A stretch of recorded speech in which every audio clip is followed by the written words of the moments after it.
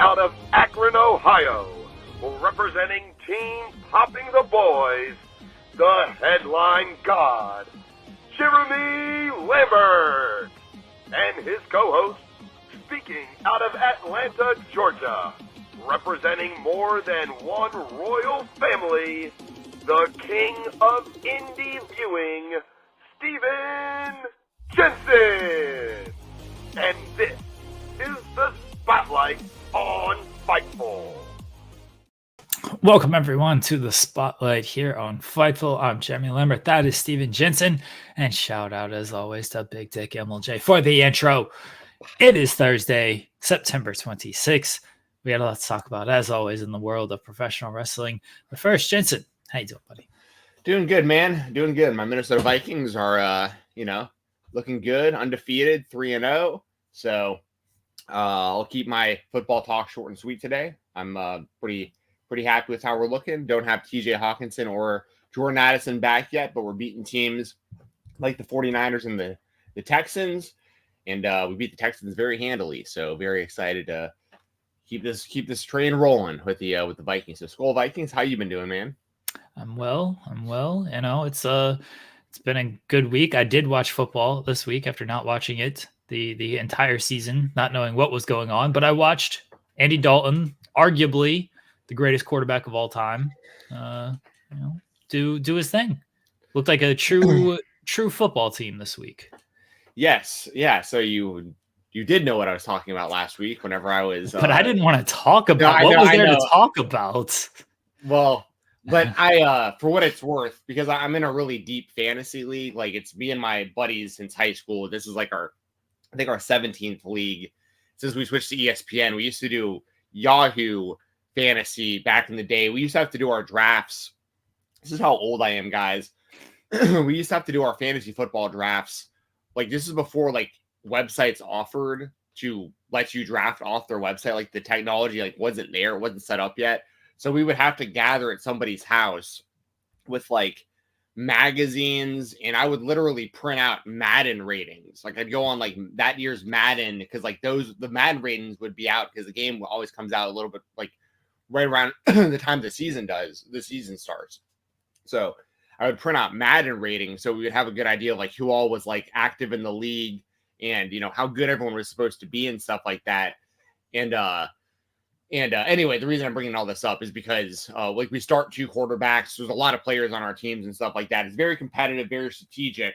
So when I found out Bryce Young was going down, I actually picked up Andy Dalton as my backup quarterback. Like he's on my bench. So I didn't get the points for him last week, but it was a really good sign seeing what they did to the Raiders. I mean, they carved them up. So good for you guys. Good for Andy Dalton. And you never know. I just like what we talked about last week with Sam Darnold, and we've seen it with guys like Geno Smith and guys like Baker Mayfield. Andy Dalton's like one of these journeyman quarterbacks who's always been talented, but like how good could he really be? Like around the right players, the right coaching, like is he way better than what we always thought he actually was? Or is he still better right now than we thought that he could be? And he's a guy who's, I mean, and also on the flip side, unfortunately for you guys, and for the draft pick and the organization and everything, is it also more so highlighting just how bad Bryce Young is that you could just like throw Andy Dalton in there and like look that good all of a sudden?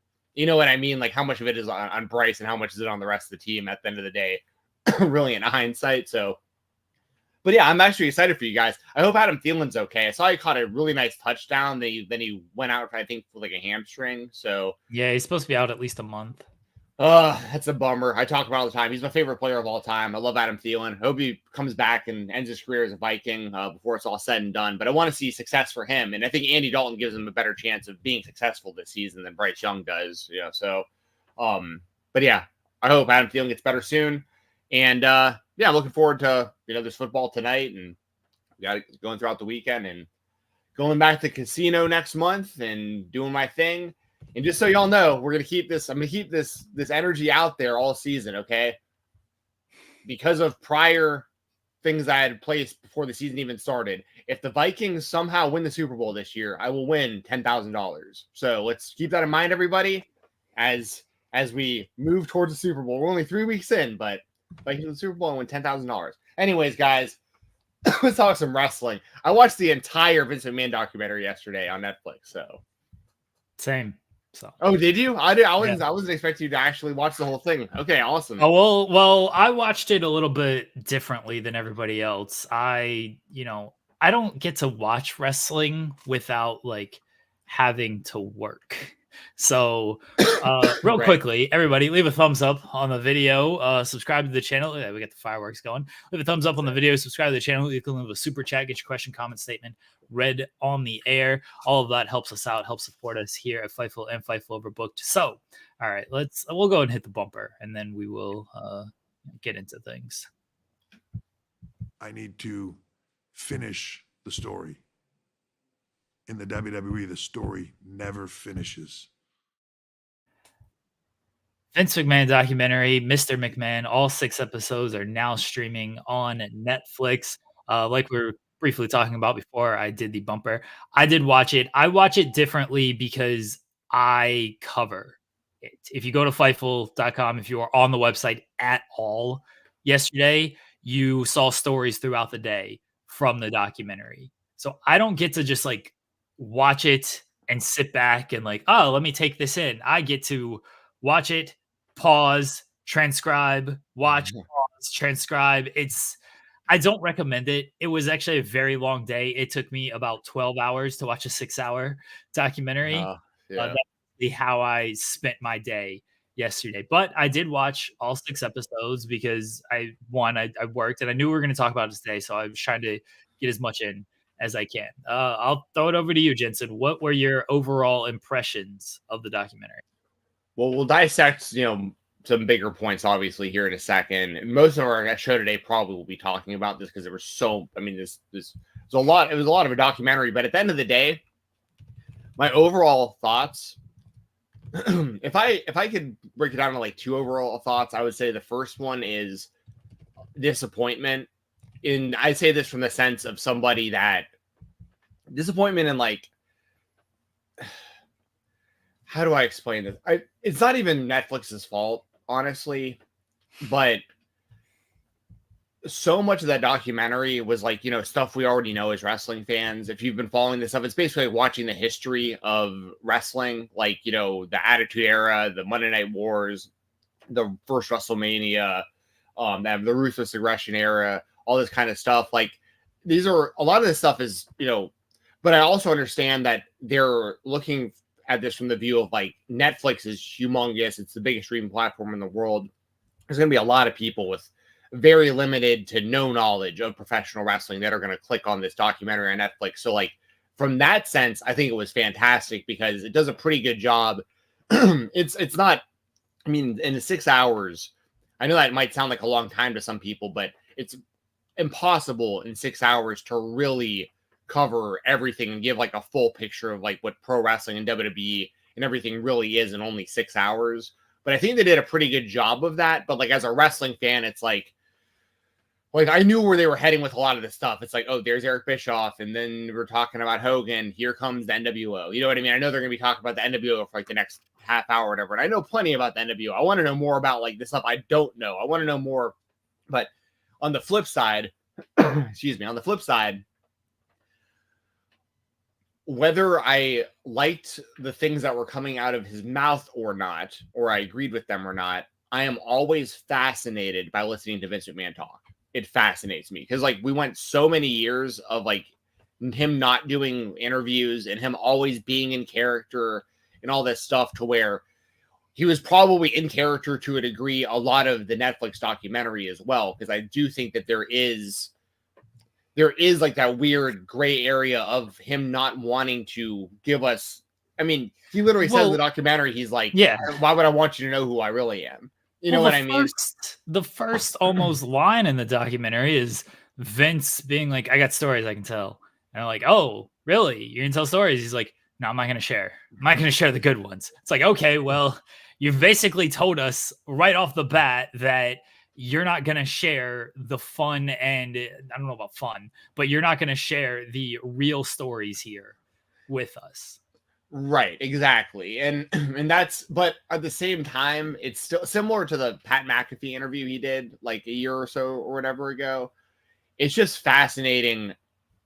It's what's really like, it's because he's such a complex guy, obviously, and a guy that we grew up on, and a guy who, I mean, I know this might sound like I'm over exaggerating to some people, but like he is basically like the god of what we know as professional wrestling, like modern day wrestling. Like it's his vision. He literally created, and for the longest time we had, I mean, up until a couple of years ago, if you would ask me, will Vince McMahon ever leave the WWE? I would say, hell no. Like he's there till he's dead. Like just like a lot of those wrestlers did, you know, like, but I never thought that he would really pull back to where we'd know anything about him personally, or he'd do like any of these, because he was one of those guys who, like, he doesn't want to be, or at least historically, like they would always say he didn't want to be inducted into the WWE Hall of Fame. He doesn't want people talking about him. He doesn't want to talk about himself and all this stuff.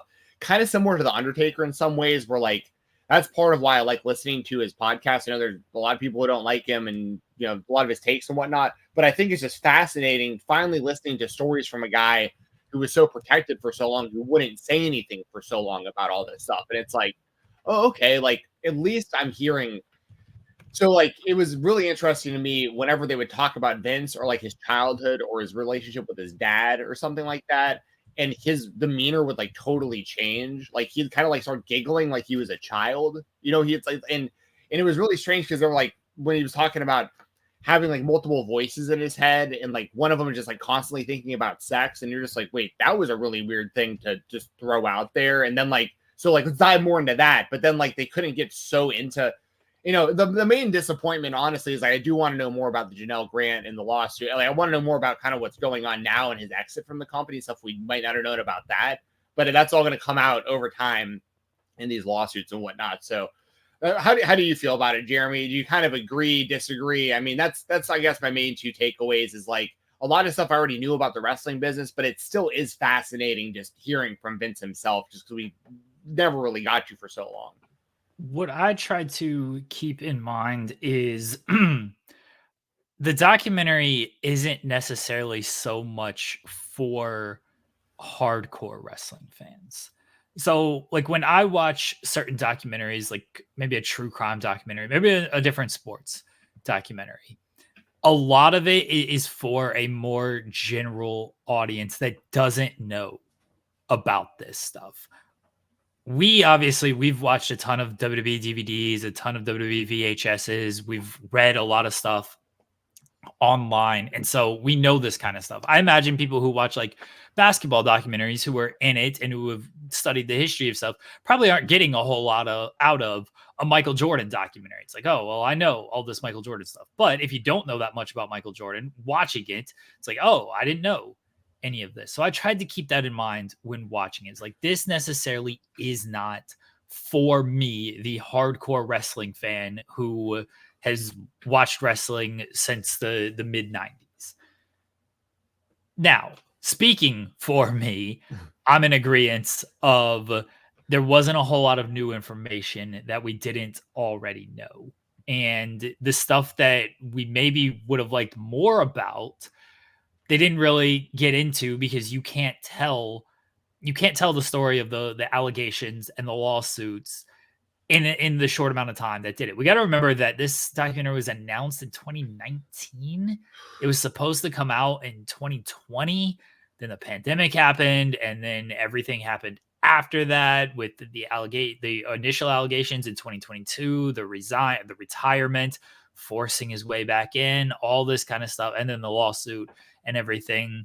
So it went through a lot of different editing processes. Bill Simmons, who was a producer on it, said it was like basically the most challenging and strangest documentary process he's been part of.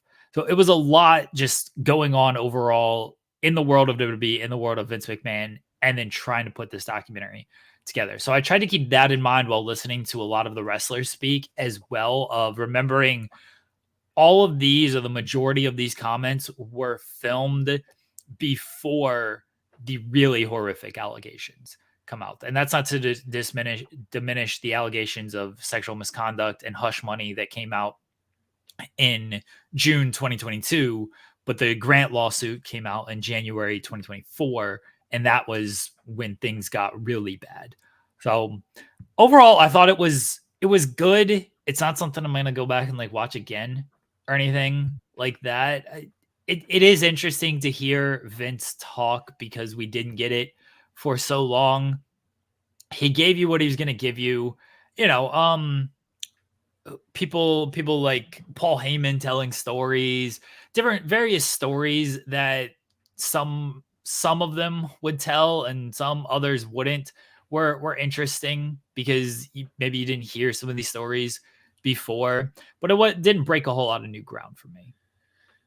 Yeah, I mean, I thought it was interesting for instance, like based on something you just mentioned there, like some people would talk about certain stuff and some people wouldn't. I thought it was interesting that like, and we did get some confirmation from some like really long long-standing rumors, you know, for years. For instance, Stephanie did not want to dive into the storyline idea, but Vince confirmed it about the whole pregnating Stephanie thing. That's been a rumor for decades that was a storyline that they wanted to do. And Vince actually admitted it, which is like, I think Stephanie had said that on a past like DVD or VHS. She just kind of like threw it out there as a thing of like, haha, yeah, my dad wanted to do a storyline where he impregnated me, and like it gained some traction, but it was also during like the VHS era, so it wasn't, you know, as highly covered and things like that. But now Vince coming out and saying it carries a little bit. Not that Stephanie's words didn't carry weight, but it's like, wait a second, you were admitting you right. had this idea? Like that was pretty, oh boy. Yeah, that was an interesting one.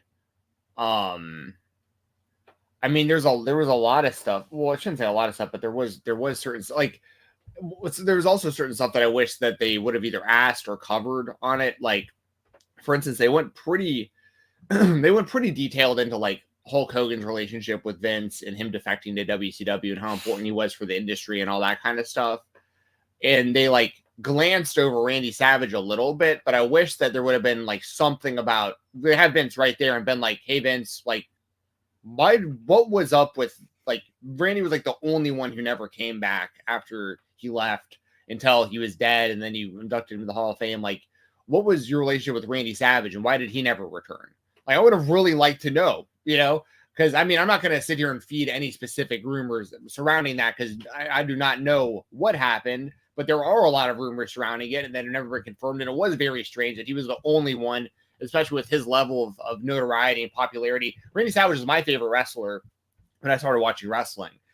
So I was always, you know, salty over the fact that he didn't get his return to the WWE and like get inducted in the Hall of Fame while he was still alive and stuff like that. So like, you know, so little things like that would have been nice to maybe put Vince on the spot and be like, maybe get some answers for stuff potentially that we've had questions for a long time. But at the same time, excuse me, I apologize, y'all. At the same time, I think that it's also possible they did ask and he was like, don't ask me that. And they just like cut it. You know, I mean, I don't know. I mean, I'd imagine there's a ton of, it's a 6-hour long documentary. I can only imagine how much footage they had that they didn't wind up using. They said that Vince came in one day and he sounded very sick, and they had like 4 hours of footage that they basically could not use because the audio was so terrible, and like they just couldn't use it. I don't know legally how this would work, but I mean, I feel like at this point, isn't AI good enough that like if you had the transcript, you could just make it sound like Vince is talking? I mean, you don't even have to have him on the screen. You can just show footage of him on the show or whatever. You know what I mean? You could overlay the sound of his voice telling these stories very easily now. I feel like I'm not even one of those people who really advocates for using AI for this stuff because it's gotten so creepy, and I don't want somebody taking my stuff and making it look like I'm saying stuff that I'm not saying.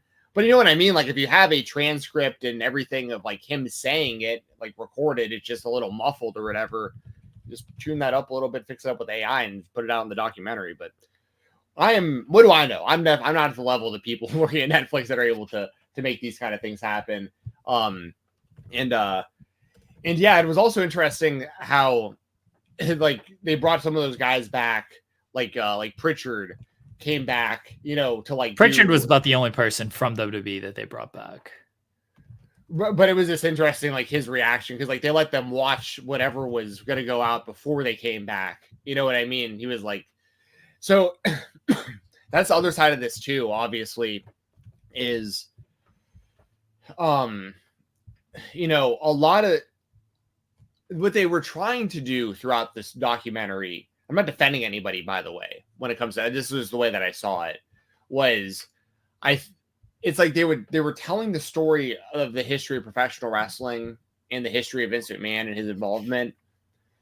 But it was like, no matter what story they would tell, they would try to tie that into be like, and this is how Vince is not separate from Mr. McMahon.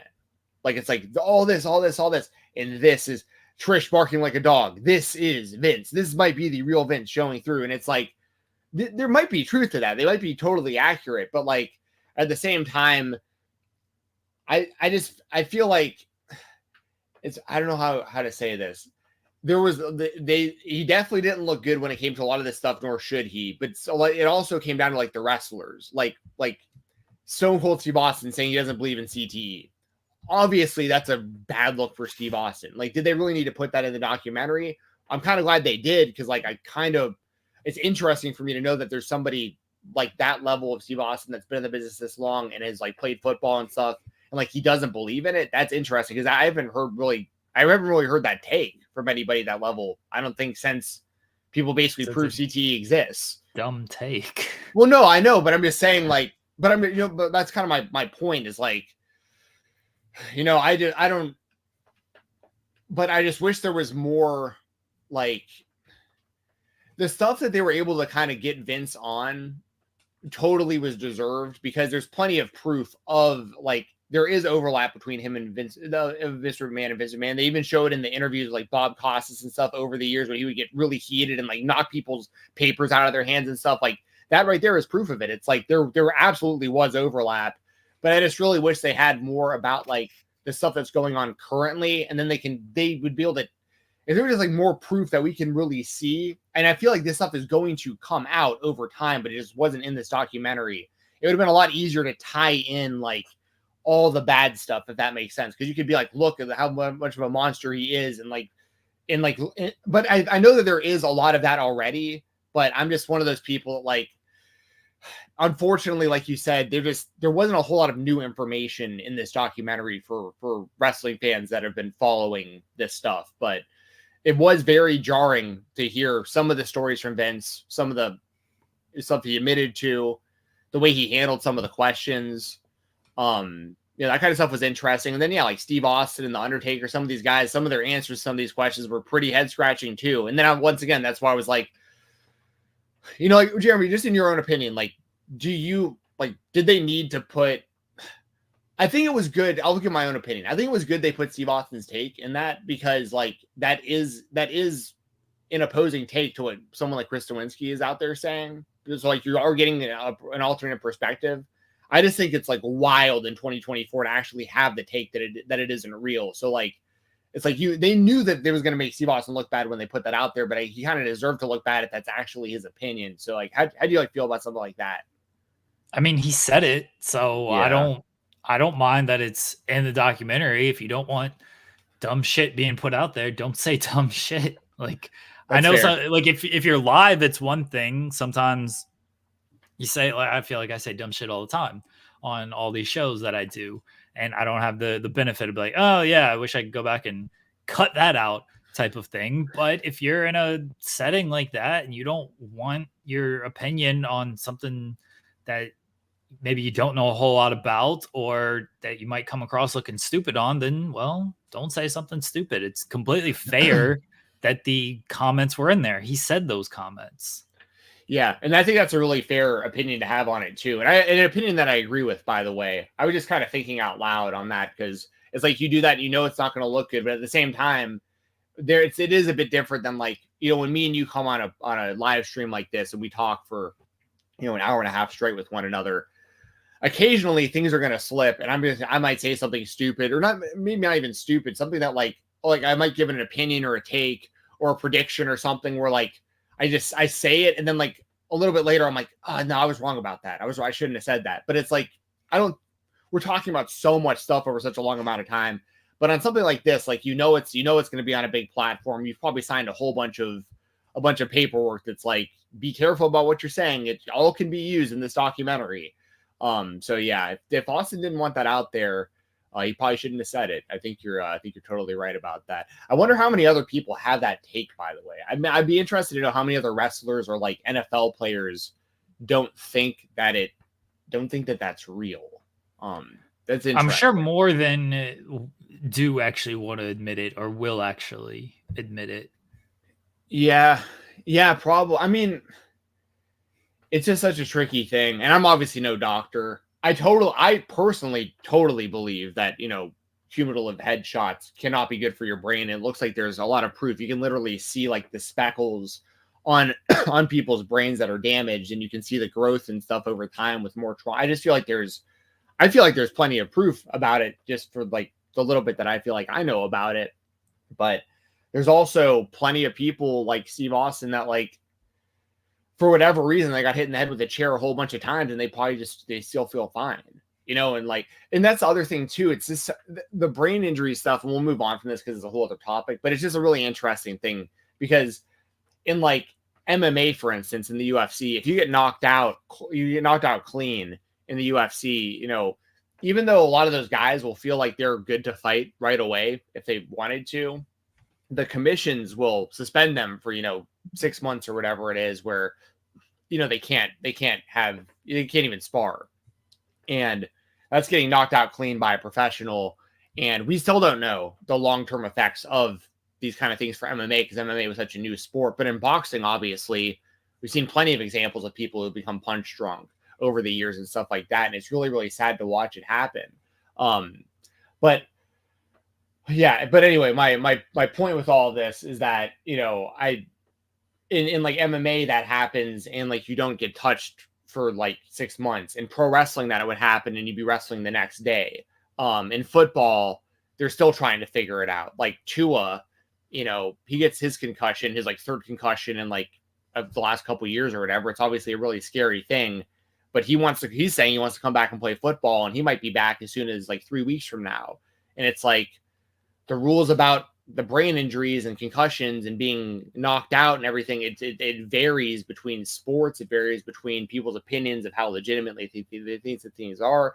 Obviously, I err on the side of caution of like, I think people's brains are their most important thing.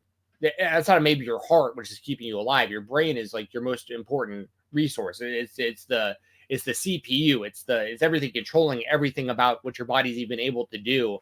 So you want to protect that. And I think people with Chris Nowinski have been incredibly, incredibly, incredibly important in like helping us figure out a lot of what we have figured out about this stuff. So just for the full record, I very much side with Christopher Nowinski and the fact and that TTE is a real thing and it's something that needs to be taken very seriously. But I was a bit shocked. I have never heard somebody at Steve Austin's level essentially try to discount the legitimacy of CTE. So just want to put it out there.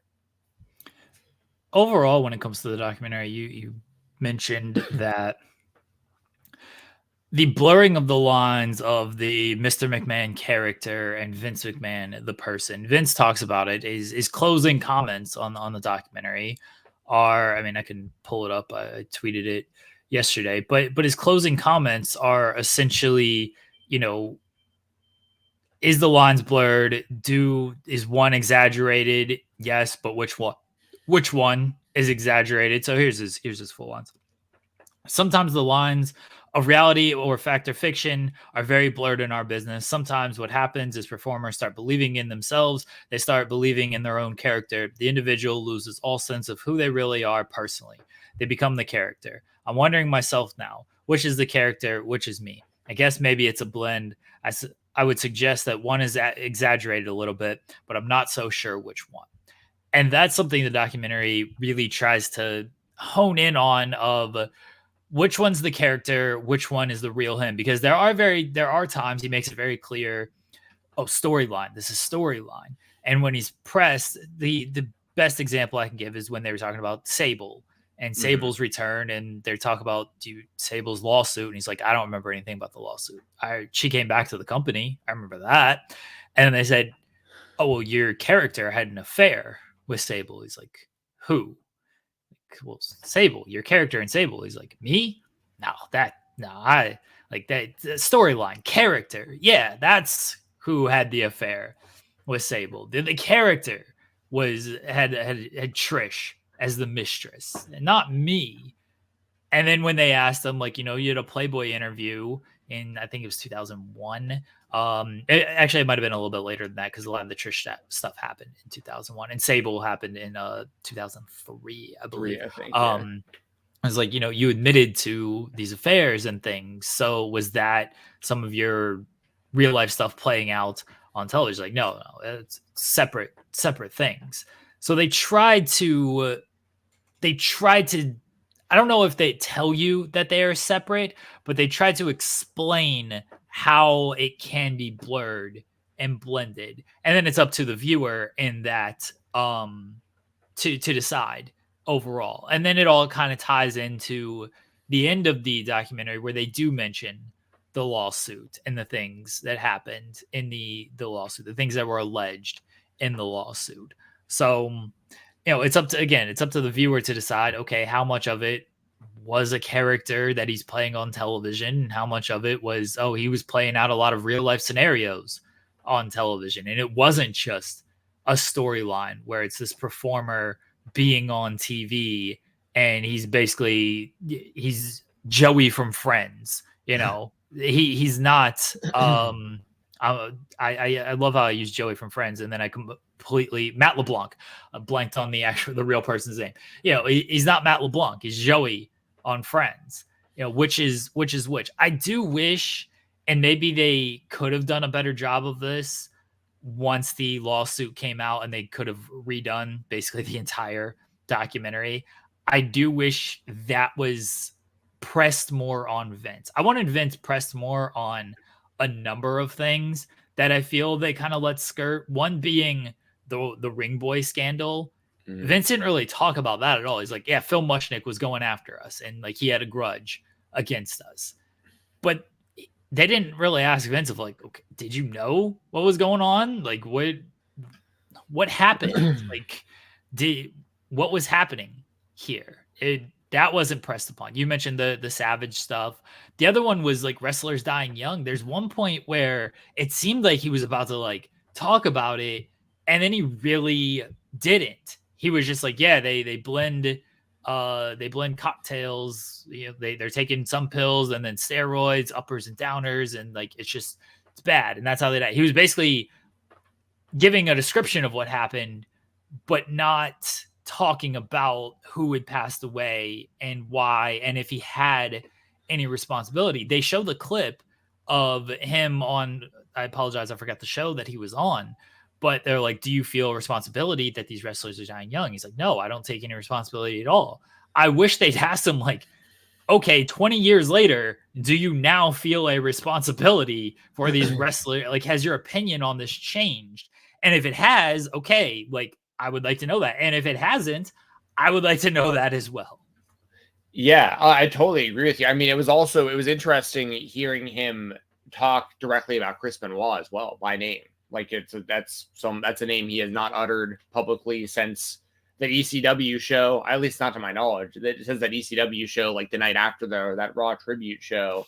And so that was interesting. He did give some thoughts on him specifically, but they just kind of like, there was like a clip that they showed during the documentary, just like a still frame of like Chris Benoit and like a newspaper. And then underneath it had pictures of like Eddie Guerrero, Rocco Rock, like, some other wrestlers that had passed away young around that. Maybe like a picture of like Miss Elizabeth, or there were some others on that. And they didn't really dive into each of them. It was just like, they kind of lumped Benoit kind of all into one thing.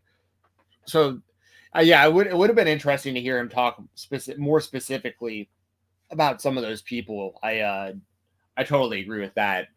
And yeah, it would have been nice for them to go to deep dive. And once again, I don't know how much they try to deep dive, but I also would have to assume that like if they did try to press him, if they were like, well, what more about like this Pat Patterson stuff and this Swing Boy, like what more do you know? You obviously have to know more about that. Like if Vince was like, I'm not talking about that, they'd probably put that in, then we'd be like, oh, okay. Like, so maybe they didn't ask at all.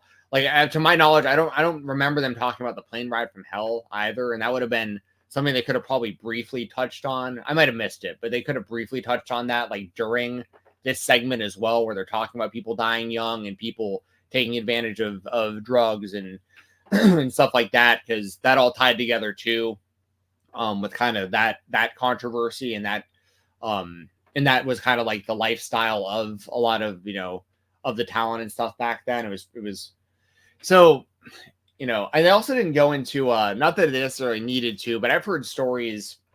I shouldn't say I've heard stories personally. There's stories out there about, like, for instance, I remember back when it was back around the time that the WWE was about to start getting drug tested heavily.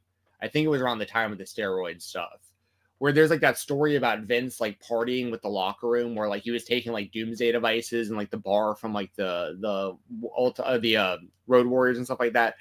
I would have liked to know a little bit more about Vince's relationship with the locker room back in like the 80s and early 90s and stuff, before like the rest of the world kind of started cracking down on him in the company, because that would have been interesting to know too. I feel like he was probably a lot more liberal with like people seeing him doing weird stuff, because there's also wasn't cameras around everything. Everyone didn't have a phone in their pockets. Like, I can only imagine the stuff and that was probably a lot of the stuff that Vince, when he said at the beginning of the documentary, oh, I've got stories. It's like, well, those were the stories we didn't hear. So that sucks. I would whether they're good or bad, as a wrestling fan, I would like to know these stories if I'm watching a documentary about stuff that I'm hopefully going to learn things from. So that would have been nice to do that kind of stuff as well, if they dived a little bit more into Vince's relationship with the locker room before there was a lot of heat on him. Yeah, you're not going to cover everything in 6 hours. Like, This man has lived a life in the most carny business in the world. Like, there's way too much to cover in 6 hours. Somebody in the chat mentioned earlier, I think it was Lady B. Here we go, I'll pull this up. I think if Janelle Grant or her lawyer would have agreed to an interview, that the doc would have been better, but I understand why they didn't. Yes, they put out statements that they were asked, they declined to do it, and the big reason was they didn't want it being part of basically the Vince McMahon story. It is Janelle Grant's story to tell. They're going to tell it in court. And look, I don't blame them for that, because if part of the documentary, you don't know how that's going to go. And because they've already filmed so much footage and they already had one idea for the documentary, you can't tell that story in a 5-minute interview. Like, you can't tell that story in a 5-minute portion of this 6-hour documentary. It's not fair to her. It's not fair to everything that she went through. So I don't blame her for declining that. It did change the documentary. They put out a statement after the documentary was released. I assume after they watched it, of like, it did a good job basically telling you that the Mr. McMahon character and Vince McMahon the person were kind of one and the same, but it barely scratched the surface of everything that he did, and not only to her, but others as well. Yeah. I mean, and obviously, I don't know. I'm no legal expert by any stretch of the imagination, but I think her and her team not being involved in the documentary is probably that's probably pretty standard for like any high profile thing, where like they don't want you doing like anything that could potentially mess with the lawsuit. You just want to avoid completely. And you just let the lawyers and let them handle this behind the scenes. And then in court, like eventually the world will find out what happened. But I wouldn't want Janelle to do anything to like accidentally, jeopardize her chances of like getting her fair. You know what I mean? Like I wouldn't want something. You just never know. Like, you answer the wrong question the wrong way accidentally somehow, and it's recorded on a documentary, and now like somehow it's messed up, your lawsuit or something like that. You that's why when so many things are happening, like outside of wrestling, like when big controversies happen and stuff, a lot of the time they might make like an apology or something, but a lot of the time you won't see them very like public for a while. And sometimes those people want to be able to talk about it, but they're like, I'm letting the lawyers handle it. Like I can't, even though I want to defend myself, I have to let the legal process play out for me to be able to get the justice I'm looking for. So I totally understand why Janelle and her team are doing what they think is best so that they have their best chance of getting her side of the story out the way that they need to for her to get the justice that she's looking for. So I get it for sure. It would have been better for a documentary for us as fans, obviously, to have that stuff in it. But like, that's selfish on my end. Like she needs to do this the way that she needs to do this to get her justice. I get it. I don't know. Like, I don't know if it would have been better for fans, honestly, because I think it opens up too much public scrutiny that's already going to come with everything that the lawsuit entails. And I don't think, especially if the documentary is not focused on just the lawsuit and wasn't completely changed. And if it's a 10-minute clip of Janelle Grant talking, or just, and there's obviously no follow-up to Vince, there's no follow-up to WWE people, it's just her kind of recounting her story, which is helpful, but it felt like they would have left way too much on there. And I don't think that's really fair to her. I don't even think that's fair to fans of like, oh, that's all. And then we're sitting through, you're painting this person as, this god of professional wrestling for the first 5.5 hours of this. And now we're kind of just tacking this on at the end because it wasn't something that they could, at least it appears something that they couldn't just basically refocus, reshift the entire documentary around. I don't think that services the fans at all. See, I wonder if, this is me just thinking out loud. This might sound very stupid to some people. I might be totally wrong about how this process would even work, or if it would even be a good idea to begin with. But like, I wonder if there was any opportunity, since it did take so long for them to put this out, because I would imagine Vince agreed to it initially, because then obviously he didn't do like the final interviews and stuff. So I doubt that they could have made like a part 2 to this. But I don't know how it would work if you already had the footage agreed to and you had already recorded him saying the stuff you needed to for a second part. But I almost kind of wish, and maybe they will do this, depending on the feedback and the, how big this documentary gets that we're seeing now. It's like, because all these interviews that we saw from all these wrestlers and stuff were filmed before and they put those disclaimers up constantly. So like, you knew these were from like 2001, 2002 stuff before the Janelle Grant stuff. So that's the viewpoint, the glorification you're hearing from the wrestlers about Vince this whole time. I almost wish that they would have just like had like a 2-part series, like how like Tiger King or like Making a Murderer has done, where like the first part is more so the story of Vince, the glorification of Vince. You pretty much what we saw in this with some of the stuff mixed in, but it leaves you hanging a little bit. And then it's like part 2 is coming and like, it's going to be all about where we're at now in the lawsuit. Like they did that with Making a Murderer, where like you saw the whole Stephen Avery case and everything. The whole country takes notice of it. And then like a couple years later, they have a follow-up and it's like, this is where we're at in the case right now and everything that's happened since the documentary came out. And it, so if there's any way of doing that, I feel like that would be great as a fan to like have a follow-up series about this. But I just know that a lot of people are not going to be willing or able to talk, and Vince definitely is going to be a part of it. So like, you know what I mean? It's just, I don't know how possible it is. I think that's going to be the biggest problem with a potential follow-up is, one, Vince sure as hell ain't going to do it.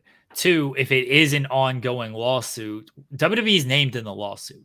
This isn't just Vince McMahon. WWE, the entire company, is named in the lawsuit. So I don't think you're going to have Triple H up there talking about certainly his father-in-law. Like he doesn't even take questions at the press conference. Like he's not going to sit down and do this big interview of like, let's talk about this lawsuit. I don't think you're going to get many people actually talking about it. And I think the other part of this is wrestlers do so many interviews nowadays, and some of them are asked about it. And, being put on the spot like that is probably a lot tougher for them than, oh, I'm going to do this documentary and now I can really pick and choose my words more carefully because I know what I'm going to be asked about. So I think that there's plenty of reasons why you're not going to see any type of follow-up. And I truly think the biggest reason is WWE is named in a lawsuit, and you're not going to have a bunch of wrestlers talk about something that the company they actively work for is going through. Yeah, and one on top of that, and this is also kind of strange about the timing of all of this too. And the reason that I don't think we're going to get a follow-up, and definitely not involvement from Vince and probably not involvement from WWE, is we're also not even, we haven't even touched on it. And this is like the obvious, elephant in the room. WWE's programming, Raw, literally starts on Netflix next year. So it's like there's a massive conflict of interest here as well, potentially, where it's like, I understand this. So this documentary, I think, isn't going to hinder like people's view of the WWE and like their willingness to want to watch Raw when it moves to Netflix, because it pretty much paints like Vince was a big problem. Vince isn't even a part of the company anymore. So like you shouldn't not watch WWE or support the WWE. Like, and I think it was a pretty conscious effort to get Cody in there. He was one of like the only like current talents they had like consistently through the documentary. And they made it pretty clear by the end of that thing. It's like they show him like winning the championship. They show him and Roman a lot like towards the end. And to me, that was kind of like for the fans that were watching this documentary that are like, oh, okay. So like this, that they don't know who Cody is the whole time. They're like, oh, so that guy's the champion. And like, so like if when Raw starts, they'll maybe be familiar with some of these people if they weren't before. But that's just kind of this weird thing in the back of my mind too, throughout this whole process also, is like, how far would Netflix want to go into how corrupt the company itself could potentially be when they're literally in business with that company for their flagship show going forward, starting at the beginning of the year? Like, they probably don't want to say a lot of bad things about the WWE when they're literally in business with them now. So that's another relationship to maybe just kind of keep in the back of your mind as you watch stuff like this. Like, I feel like they have no reason to pull back on Vince because Vince is not a part of the equation anymore. But I don't think they're going to want to try to press like Triple H super hard about like, what do you know? What have you know? You know what I mean? Like, cause like they've got to work literally hand in hand with Triple H going forward. So, this is stuff to consider. Oh, that's 100% true. Like I fully believe that. And yeah, Netflix doesn't want, we're working with this company. It's not just Vince. The whole company is terrible because they really tried to basically show that this was just a Vince thing. And obviously it's a Vince documentary, right? So it's going to be focused on him. But again, the company is named in this lawsuit. Janelle Grant is said in the lawsuit, this is kind of a company-wide thing that a lot of people kind of knew what was going on and no one said anything. But that was not touched on at all in the documentary. And they certainly don't want to open that up of like, Vince obviously at the top did some stuff and allegedly, and it wasn't good, but others knew about this and others kept quiet about this. Like, this was not just a Vince thing. John Laurinaitis is specifically named in the lawsuit, and he wasn't mentioned at all of any type of practices or anything like that. So Netflix probably doesn't want, we got this programming for the next 5 to potentially 15 years. And actually this whole place is bad. It's not just one guy. Yeah. And just the last thing, I know we got to move on pretty soon to other topics, but they did not mention John Laurinaitis, but they did specifically mention Brock Lesnar, which, so did the law. I mean, we knew whenever like that, like the allegations and stuff came out and like they named, former UFC champion or whatever they called him in the thing. And it's like, well, obviously they're talking about Brock Lesnar, but It's just another thing to maybe keep in mind, because I felt like there was a little momentum recently about him potentially returning. I could be wrong about that, but I feel like there was like a little bit of buzz recently, like that he could be making a comeback sometime soon. But I feel like that probably won't be happening after something like this, and nor necessarily should it. These are things I'm just throwing out there for y'all, just to maybe keep in mind. Like, if you were expecting a Brock Lesnar return anytime soon, I doubt it's happening now that like the entire world's going to be talking about him being involved in this. And he should be talked about if he was involved. I'm not saying that like people don't deserve their comeuppance, like in people to get justice. I just, once again, as a fan, if you thought Brock Lesnar was coming back anytime soon, I probably doubt it. Yeah, I have no idea and don't care if Brock Lesnar returns or doesn't return. I would prefer he doesn't return, given everything that we know. Well, I only brought it up because, like you said, they didn't mention John Laurinaitis at all, and it's like, but they made sure to mention Brock Lesnar. They're like, they kind of picked and choose like who they decided to bring up and involve in this thing. But once again, if you were involved in this, you deserve to be called out on it. I'm not trying to gatekeep or say that they shouldn't be they shouldn't be held accountable. It is just interesting when you see stuff of like who does and doesn't get brought up, and who does and doesn't get grilled over stuff and pressed over stuff, and what questions do and don't get asked. At the end of the day, Vince McMahon is somebody that I used to highly, highly, highly respect. And I never worked for the guy, obviously. I don't have the relationship that like the wrestlers did with the guy. But you always knew that there was something off about him. There was like, he was like larger than life, but he seemed above everything our whole lives. It was always like, well, if Vince does it, like he'll just, whatever, WWE's too big. Like anytime there was any kind of controversy, it was always just like he was able to get away with it. And a lot of it had to do with the fact that WWE and pro wrestling was always so viewed as such like a niche, stupid hobby thing for people to follow anyway, that people didn't even bother covering it. So like the rest of the world didn't know for a very long time how often Vince was doing weird stuff and how much weird stuff he was getting away with. And we haven't even scratched the surface of how much stuff that company has probably covered up over the years.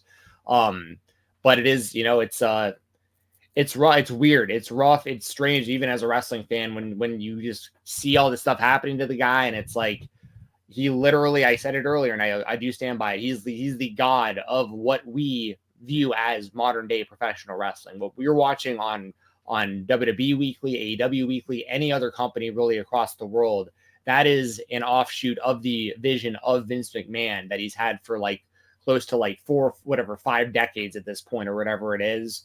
And at the end of the day, it sucks, and he should get what he deserves, as far as like, if he's guilty of this, a lot of this stuff, or all this stuff that's been put out there about him, he deserves to pay for it. Unfortunately, he's so old and he got away with this stuff for so long that like it's going to be tough to really serve a real punishment, I think, in my opinion. I think at the end of the day, he's going to wind up kind of getting away with all this, which is really unfortunate.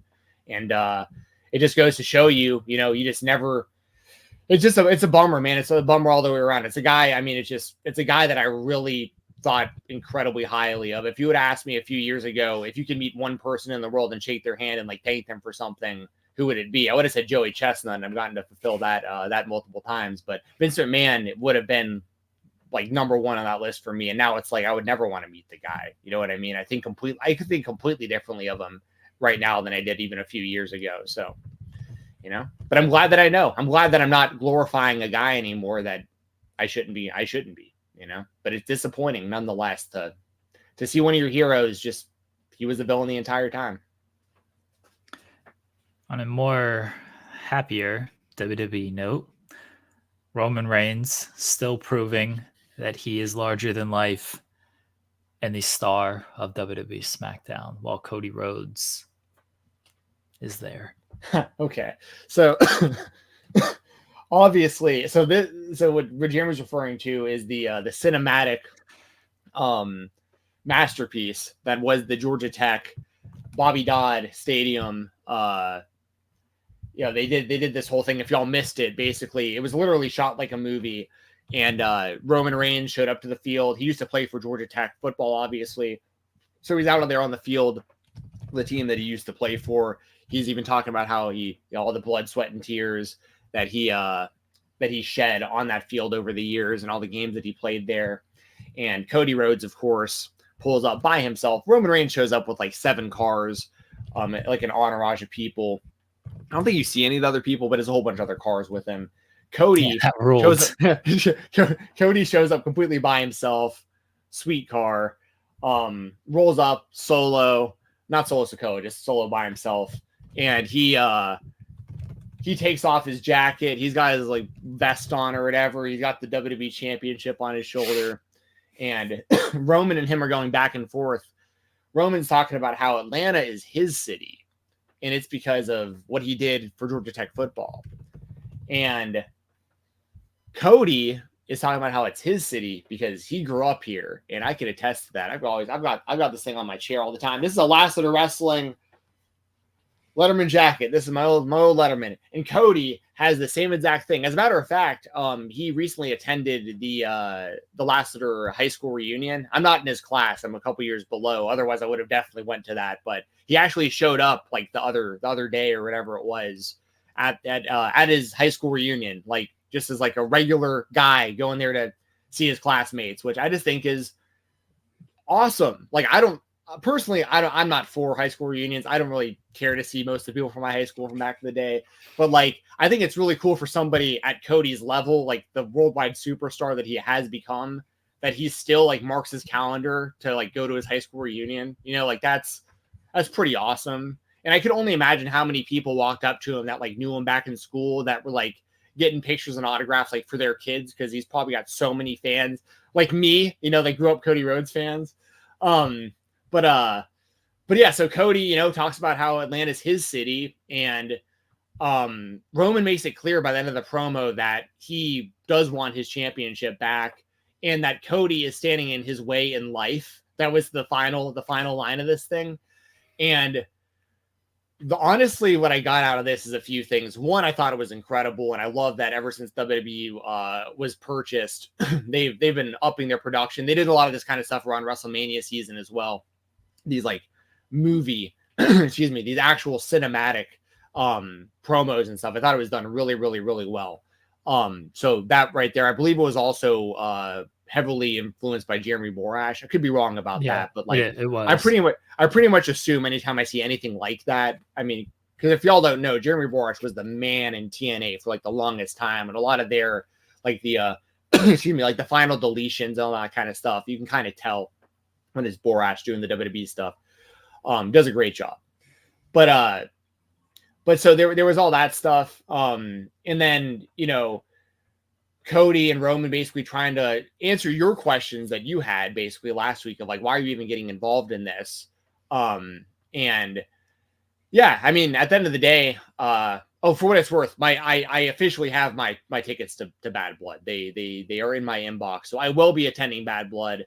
I will be in a box. I'm very excited for that. If you're going to be at the show, hit me up. I would love to meet y'all. I hope I see my buddies there, the people I normally see at shows. But like, if I've never met you before, or even if I have met you before, if you're going to be in Atlanta for Bad Blood, hit me up on X, or, you know, leave a comment or something or whatever on the video. I'd love to meet as many people as I can while I'm there at Bad Blood. So yeah, it hyped me up, and I do, for the record, I do expect that to be the main event. I know there's the Hell in a Cell, and I'm not saying that shouldn't main event, but like Cody and Roman teaming together in Atlanta, like that's, if it was anywhere else in the world, I would main event Bad Blood with McIntyre and Punk. I get it, but with it being in Atlanta, I feel like you got to go with Cody and Roman at the end of the show, especially if there's any kind of storyline stuff involved in that. Like if The Rock popped up, for instance, or something, the place would go absolutely insane. So yeah, that's all my thoughts in a nutshell. I don't know if you've already talked about this stuff on In the Weeds or anything yet, but do you have any additional thoughts on the cinematic promo we got? Why is Cody there? You know, what's he doing? What's his point? Just don't get it. Why has he got to insert himself into this?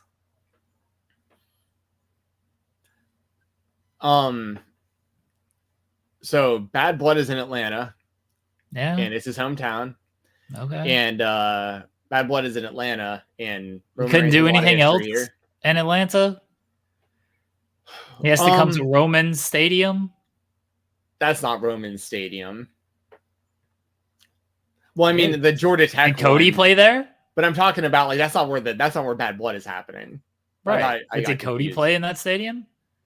No, he was too busy winning high school wrestling national championships. Yeah, in front of like 100 people, because that's, you know, there was a lot of people at the state championships, to be fair. But yeah, no, normally there wasn't a whole. That's the difference between Cody and Roman. You know, Cody has always been wrestling in front of just like hundreds of people. Roman has always been in front of thousands, and millions. That's the difference. The millions and millions. It took until Cody had to latch onto Roman's coattails, which is what he's doing right now, for Cody to be in front of millions. Oh, there was actually something I was gonna say, and I lost my train of thought. I had something for that, and I totally lost it. What was I going to say about Roman and Cody? There's not too much to say. Roman is the guy, and Cody is what I was gonna say. A guy. One day, so in the lead up to WrestleMania, and one of them is my pinned tweet on X currently. I have all these VHS tapes and DVDs, mainly VHS tapes, because we were using those still before Cody graduated high school. But I have like the highlight tapes of Lassiter Wrestling from when I was there, and I recorded some of those, like put them online, and like the build up to WrestleMania, some of Cody's high school matches and stuff. Y'all gotta see. I gotta find some of the entrances. I really hope I can find some, because I know you were talking about how we were wrestling in front of like 100 people or whatever. Plenty of times it was less than that, and our team, because so what they tried to do, our coach is this guy Steve Day, and Coach Day was like all over the Cody Rhodes Peacock documentary, so y'all might know him from there. But because he was like a guy who was kind of like from the pro wrestling world, he had done some pro wrestling himself and some Olympic wrestling.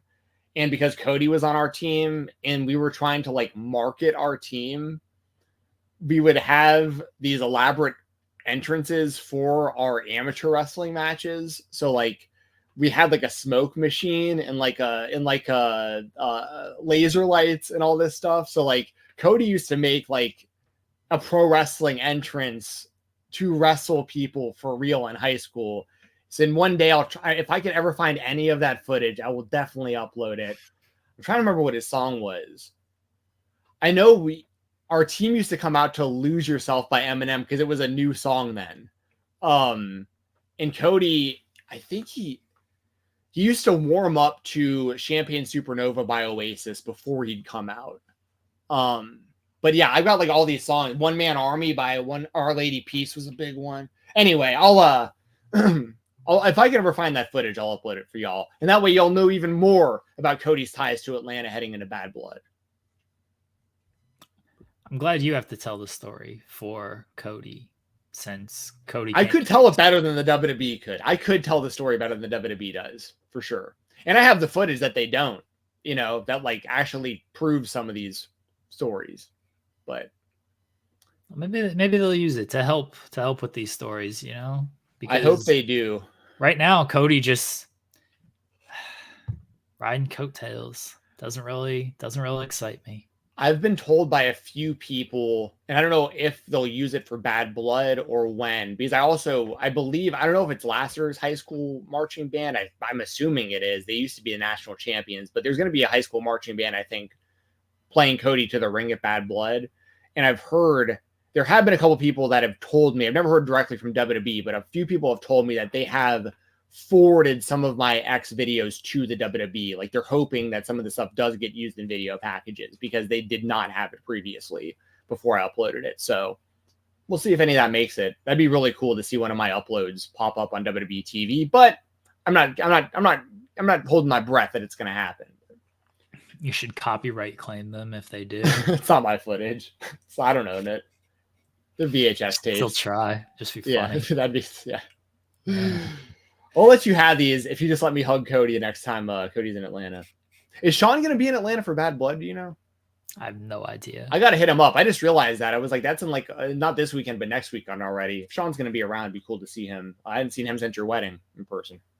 Yeah, I doubt it. My guess is no, but I honestly have no idea. King Potate. It says they're sharing some of your X videos. I'm talking. Yeah, I know that's a big problem with Elon switching the name of Twitter to X. Right? It sounds like I'm saying something that I'm not saying. I'm talking about Twitter videos, not X-rated videos. Anyway, oh dude, we only got 20 minutes. We haven't gotten to AEW. That's worth. We're gonna. Sorry, y'all. We're gonna have to rush through these topics. We'll get through AEW. Over 1 million fans and a great number in the demo tuned in. And it was a great show, and I think it's been a run of great shows. MVP is all elite. He came out and cut off Prince Nana last night at AEW Dynamite Grand Slam. And he said, when Swerve is ready to talk business, give him my card, because right now his management has failed him. What do you make of MVP coming to AEW and getting involved with Swerve? Well, he did mention when he handed him the business card to talk business. So obviously the Hurt Business or some version of the Hurt Business. Do you know if they do they have the copyright? It's Hurt Syndicate. That's what they can. That's the trademark they filed. Ooh, interesting. Okay. I actually like the name, but spelling it is going to be, I don't know. I don't know if I can spell the word syndicate. That's that Cody Rhodes Atlanta education. Can't spell syndicate. Syndicate? Syndicate?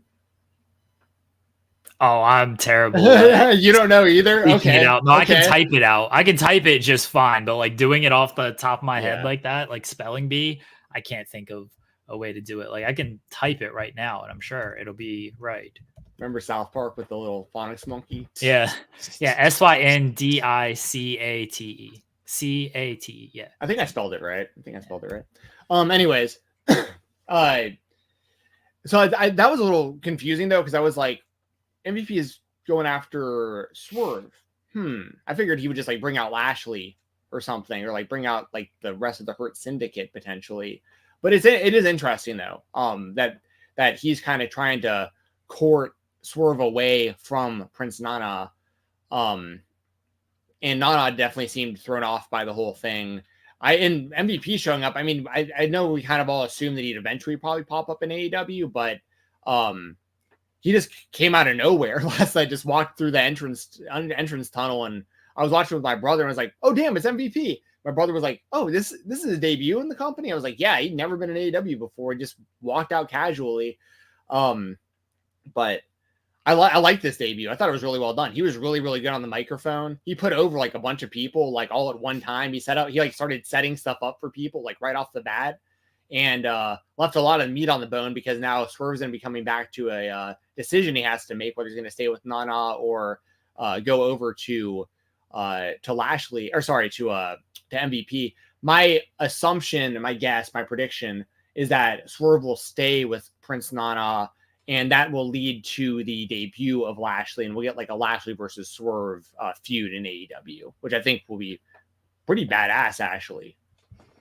I would imagine that Lashley and Shelton Benjamin are coming in. That's the Hurt Syndicate. So is Cedric still in WWE? Yeah, he resigned as well. Gotcha. So we can kind of throw that out the window. So I would imagine we're going to get Lashley and Shelton in the coming weeks. MVP's great on the mic. He showed it again here. I think he's going to thrive here. I will play a little devil's advocate in that Shelton, Lashley, MVP, 48, 49, 50-year-olds. They are certainly much older. They're ex-WWE guys. They're going to come in here. They're going to take up a big spot. Who does that take away from in AEW? Because if you got to find TV time for these guys, you got to push some guys off. I know people are going to say Chris Jericho learning tree. Well, I was going to say Max Caster potentially. Yeah. Whereas remember, he was the one who specifically said he didn't want Shelton Benjamin coming in. Yeah. I mean, look, that's possible. They're acts and people who I'm sure people are like, yeah, take these guys off television and put the Hurt Syndicate on that. This is a big upgrade. And like, I'm not sure I fully disagree with that. Definitely not that Danielson dude. But those are my sort of concerns. Is you're talking about 3 older guys and 3 ex-WWE guys, and if you're trying to push alternate, doesn't say alternate too much with that. Now, my bigger optimism of this is WWE left a lot on the table with the Hurt business. They could have done a whole lot more with them after the pandemic. I think MVP, again, just praises Mike skills. He's fantastic. Lashley can still go. Shelton is still good. I haven't seen Shelton he's done some good stuff on the indies. So I'm very curious to see him in the AEW style setting as well. But all those guys still have a lot of value. And as a group, they have a lot of value.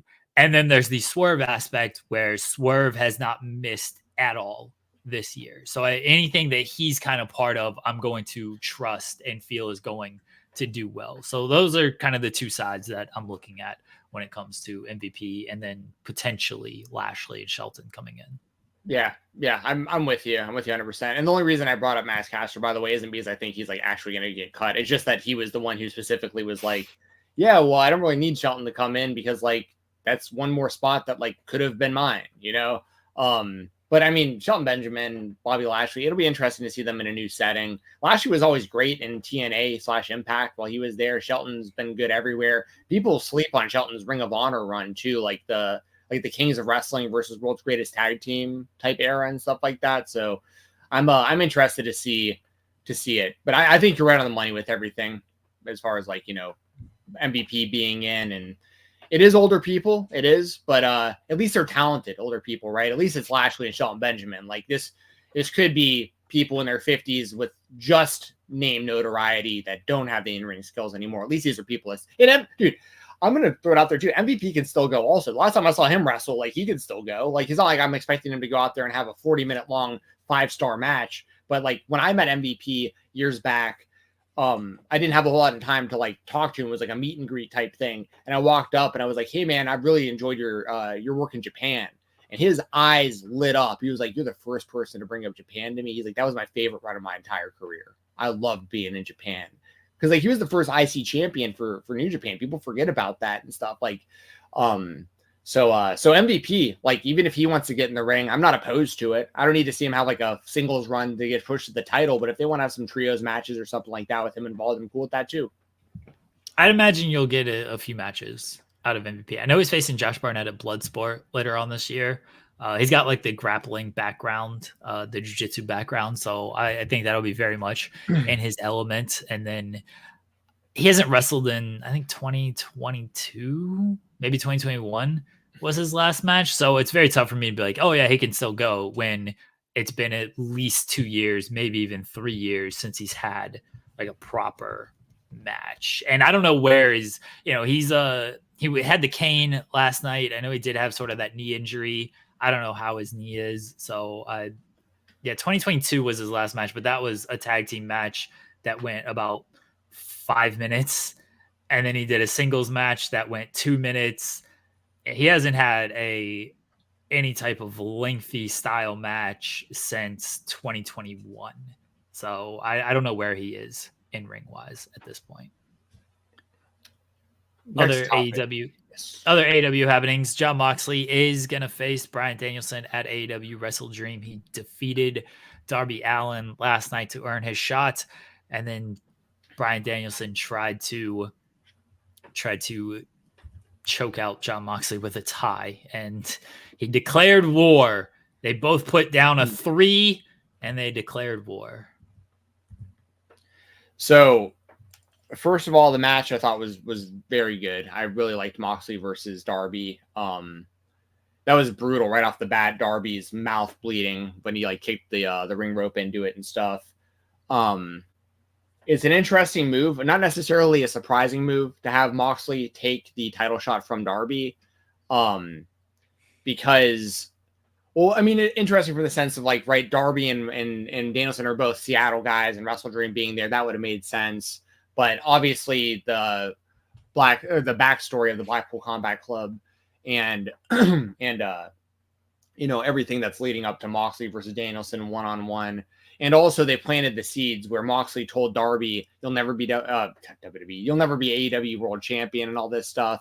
So I could definitely see a scenario where Moxley, even if Moxley doesn't win the title here in this match against Danielson at Wrestle Dream, I do think Moxley will probably become the AEW champion again.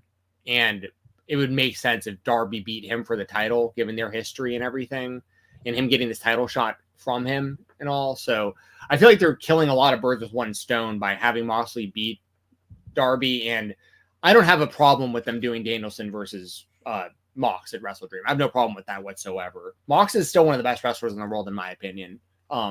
So yeah, I didn't have a problem with any of this stuff. And I thought it made sense that Danielson would come out and attack him afterwards. And then, like, it's just interesting, kind of like the squad that Danielson has around him now. It's like Private Party and Commander, which is kind of a bit of a strange crew, given the humongous roster of talent that AEW has. But I also feel like, and Alex Abrahantes, don't forget about him. Well, I was about to say Alex. I'm glad you brought him up, because I was about to say I feel like Private Party was replacing the Lucha Bros in this. I feel like when this was originally put together, the Lucha Bros, because like Lucha Bros have the history with Pac, obviously, and stuff. So like that's just my guess. But it's obviously just an assumption. I have no clue or inside information on that. But yeah, I thought the match last night was really good. I really enjoyed the main event. I have no problem with Moxley winning. I'm a big Darby Allin fan. I think Darby will eventually become the AEW champion, and this will just be another step in that story of him eventually beating probably someone like Moxley to win the championship. But right for now, we're getting Moxley versus Danielson. It's gonna be great. I'm looking forward to Moxley and Danielson. That's obviously fantastic. Danielson, I did wonder, like, why didn't Danielson just attack Moxley before the match? Like, why are you waiting until the end of this match? This man tried to suffocate you. He should have come out, just been like, no, Darby earned his title shot. Fuck off, Jon Moxley. I'm wrestling Darby. I'm wrestling twice tonight. I wonder how this is going to continue to escalate. Because you can't declare war, and then you can't try to suffocate somebody with a plastic bag. You can't try to choke a man with a tie, and then just have a wrestling match after that. You can't say this is a war and then just do wrestling matches. And they tried to do the takeover stuff with the Elite, and they fumbled that, and it didn't properly build. It didn't properly blow off the way it probably should have. They're doing a much better job with, and Jon Moxley and Claudio and Pac are much more believable than the Elite as well. And the people that they're going after, Darby Allin and Bryan Danielson, I know they were involved in Anarchy in the Arena and Blood and Guts, but it feels a lot more attached than the Elite stuff when it was going into Anarchy in the Arena and then Blood and Guts. So I just wonder how all of this is going to escalate, and how, like, is it going to be a full...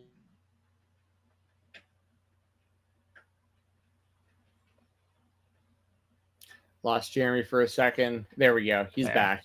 All right. It's going to be a full... Yeah.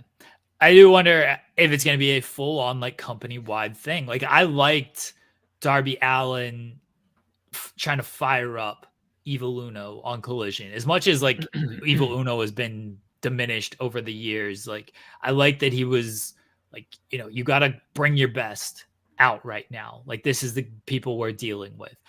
I hope Private Party kind of shows that same fire, after being attacked last week, helping Danielson, and then they got the match against Yuta, Claudio, and Pac on Saturday. Like, I like that. I hope a lot of guys start firing up and start raising their game. And it is more of a company-wide thing. That's where I was a little irritated with the Elite, is like, I thought it should have been more of a company-wide thing of, like, more people should be upset over what happened to Tony Khan. Like, why don't we have people coming out here and being like, no, you guys suck. You just put our boss in a neck brace. You took out Kenny Omega. More people should have been upset by that.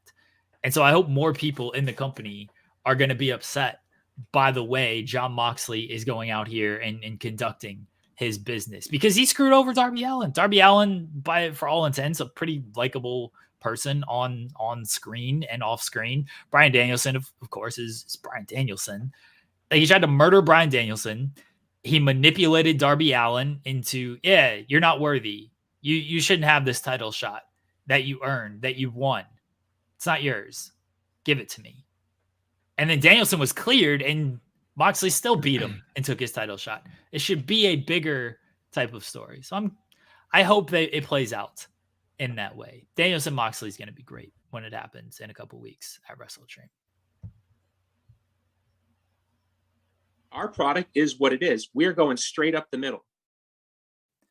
You want to talk about the NWA? Go for it. Yeah, I'm gonna do this real quick. I did I don't know what the other spotlight was, but I'm gonna have to go pretty quick through mine. I did a rant on this on the Weekender, so this is actually a pretty good plug for the Weekender podcast. If you want to get like a deep dive rant of my thoughts on the current state of the NWA, go check out the most recent episode of the Fightful Select Weekender podcast.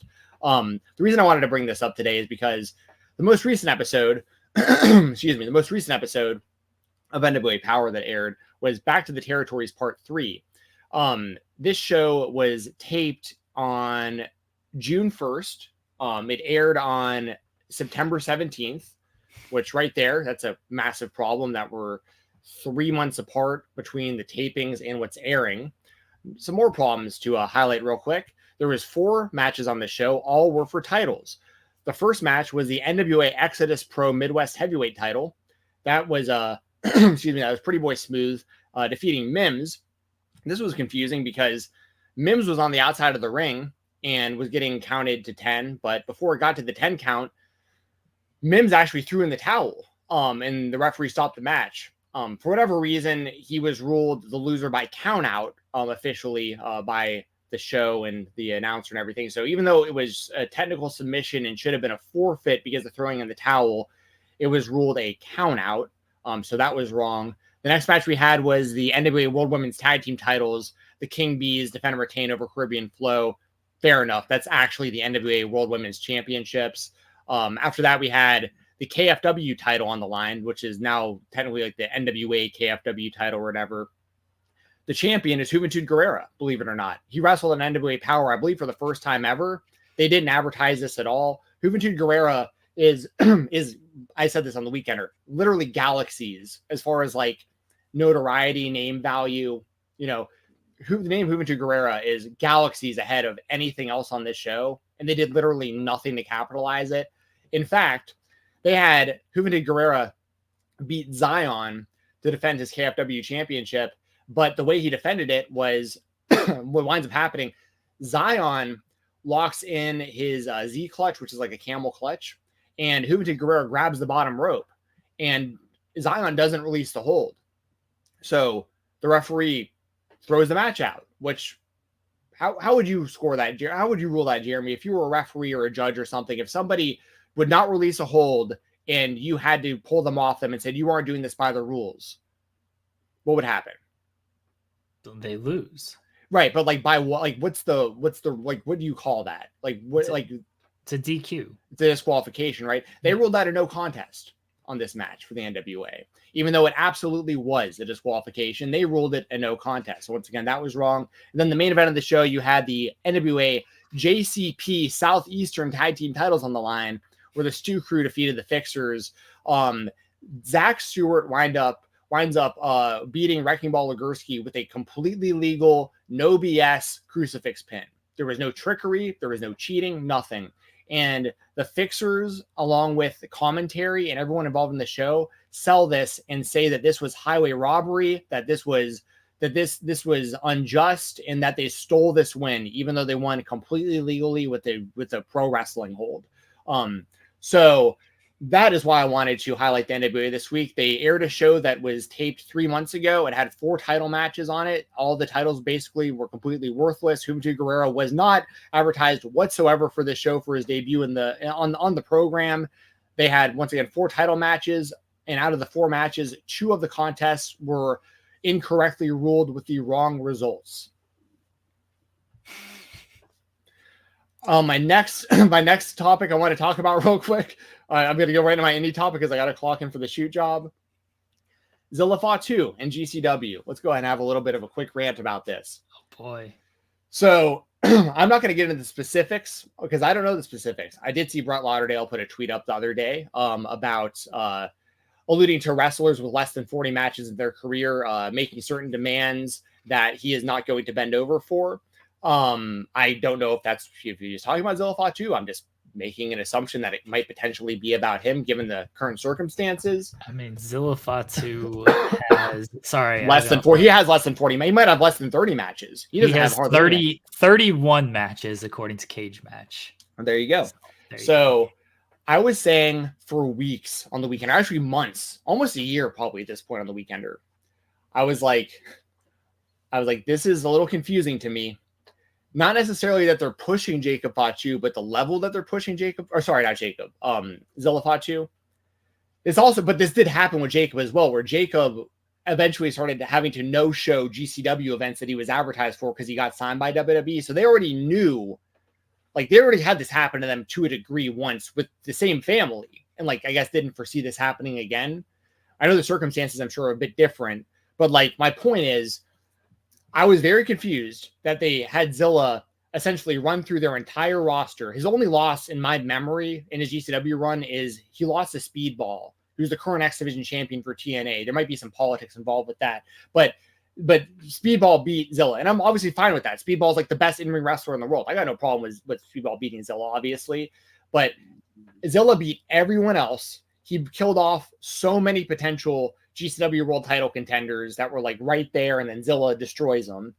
And after all of these matches he was having, every one of his opponents was I'm just going to call it like this. They were glazing him in the middle of the ring, holding his hand up. They were holding ones up and promoting him as like the future star and everything. They put so many eggs into the Zilla Fatu basket. And I call Zilla Fatu Umaga because he is the son of Umaga. I think that it was just a really, really bad idea. And it was a problem that I saw coming from a mile away. Not necessarily like whatever led to his exit, just the fact that I didn't think he was going to be there for long either way. Because either he was going to get signed by the WWE, which is probably going to happen soon if it hasn't. And if that wasn't going to happen, like you knew he was on borrowed time, and you knew he only had, when they started using him, he had less than 20 matches in his career. And so in the grand scheme of things, he was always going to be the greener opponent against everyone he was wrestling. But the people he was beating were promoting him after each loss and saying like, I acknowledge you and you're the future and everyone needs to be cheering for Zilla. And I just thought it was strange how much they just had him run over pretty much their entire roster, almost completely undefeated. And then when I found out that they were going to be using him going forward, I wasn't surprised at all. And he was already advertised for certain shows that he's had to be pulled from now. And he still does have less than 40 matches in his career. And most independent promotions are not going, I don't know how much truth there is to all of this, but like if he is making any kind of demands about travel and this kind of stuff, if GCW can't accommodate it, most independent promotions are not going to be able to accommodate it if GCW can't. So like, don't know where else he's even going to wrestle unless it is heading to the WWE this fast, which is possible. But I just want to get that rant out there. I'm a humongous GCW fan, and I think it was, in hindsight especially, it was just a really bad idea for Brett and the team to put so many eggs in the Zilla Fatu basket, knowing that whether it was whatever happened with the travel demands or whatever, or even just the fact that he was going to eventually go on to the WWE or whatever, you knew he wasn't going to be around long. And it got cut short, even shorter than you expected it to. And now your company looks kind of stupid. You had all your talent lose to this guy and promote him after the losses. I just think it was super counterproductive in hindsight now. But I'm a huge GCW fan, and I'm going to keep supporting the show. And they won't miss a beat overall because of this. But as a fan of a lot of the talent that he destroyed on the way up and on his way out, it does frustrate me because I just feel like that shouldn't have happened. So those are all my thoughts, and I'm already late for work, so I do have to go, y'all. Jeremy, feel free to elaborate on any more indie and other topics that I did not have time to cover today, got y'all. nothing to say about Enjoy the interview with NWA. Mad Dog Conley. The interview you're about to hear is badass. Mad Dog's the man. Yeah, I gotta run. See you guys. Good seeing you, Jeremy. Good seeing you in chat. Follow me on X, @FightTalk_. Listen to the Weekender podcast, FightfulSelect.com. See y'all. Bye, Jensen. Thank you. I've nothing to say about the NWA.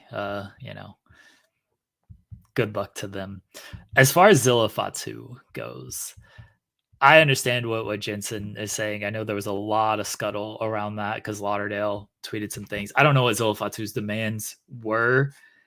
I would have to think maybe they knew something was going to happen. Maybe they didn't, but I think everyone kind of knew that Zilla was not long for the independent world and he'd be in WWE soon enough.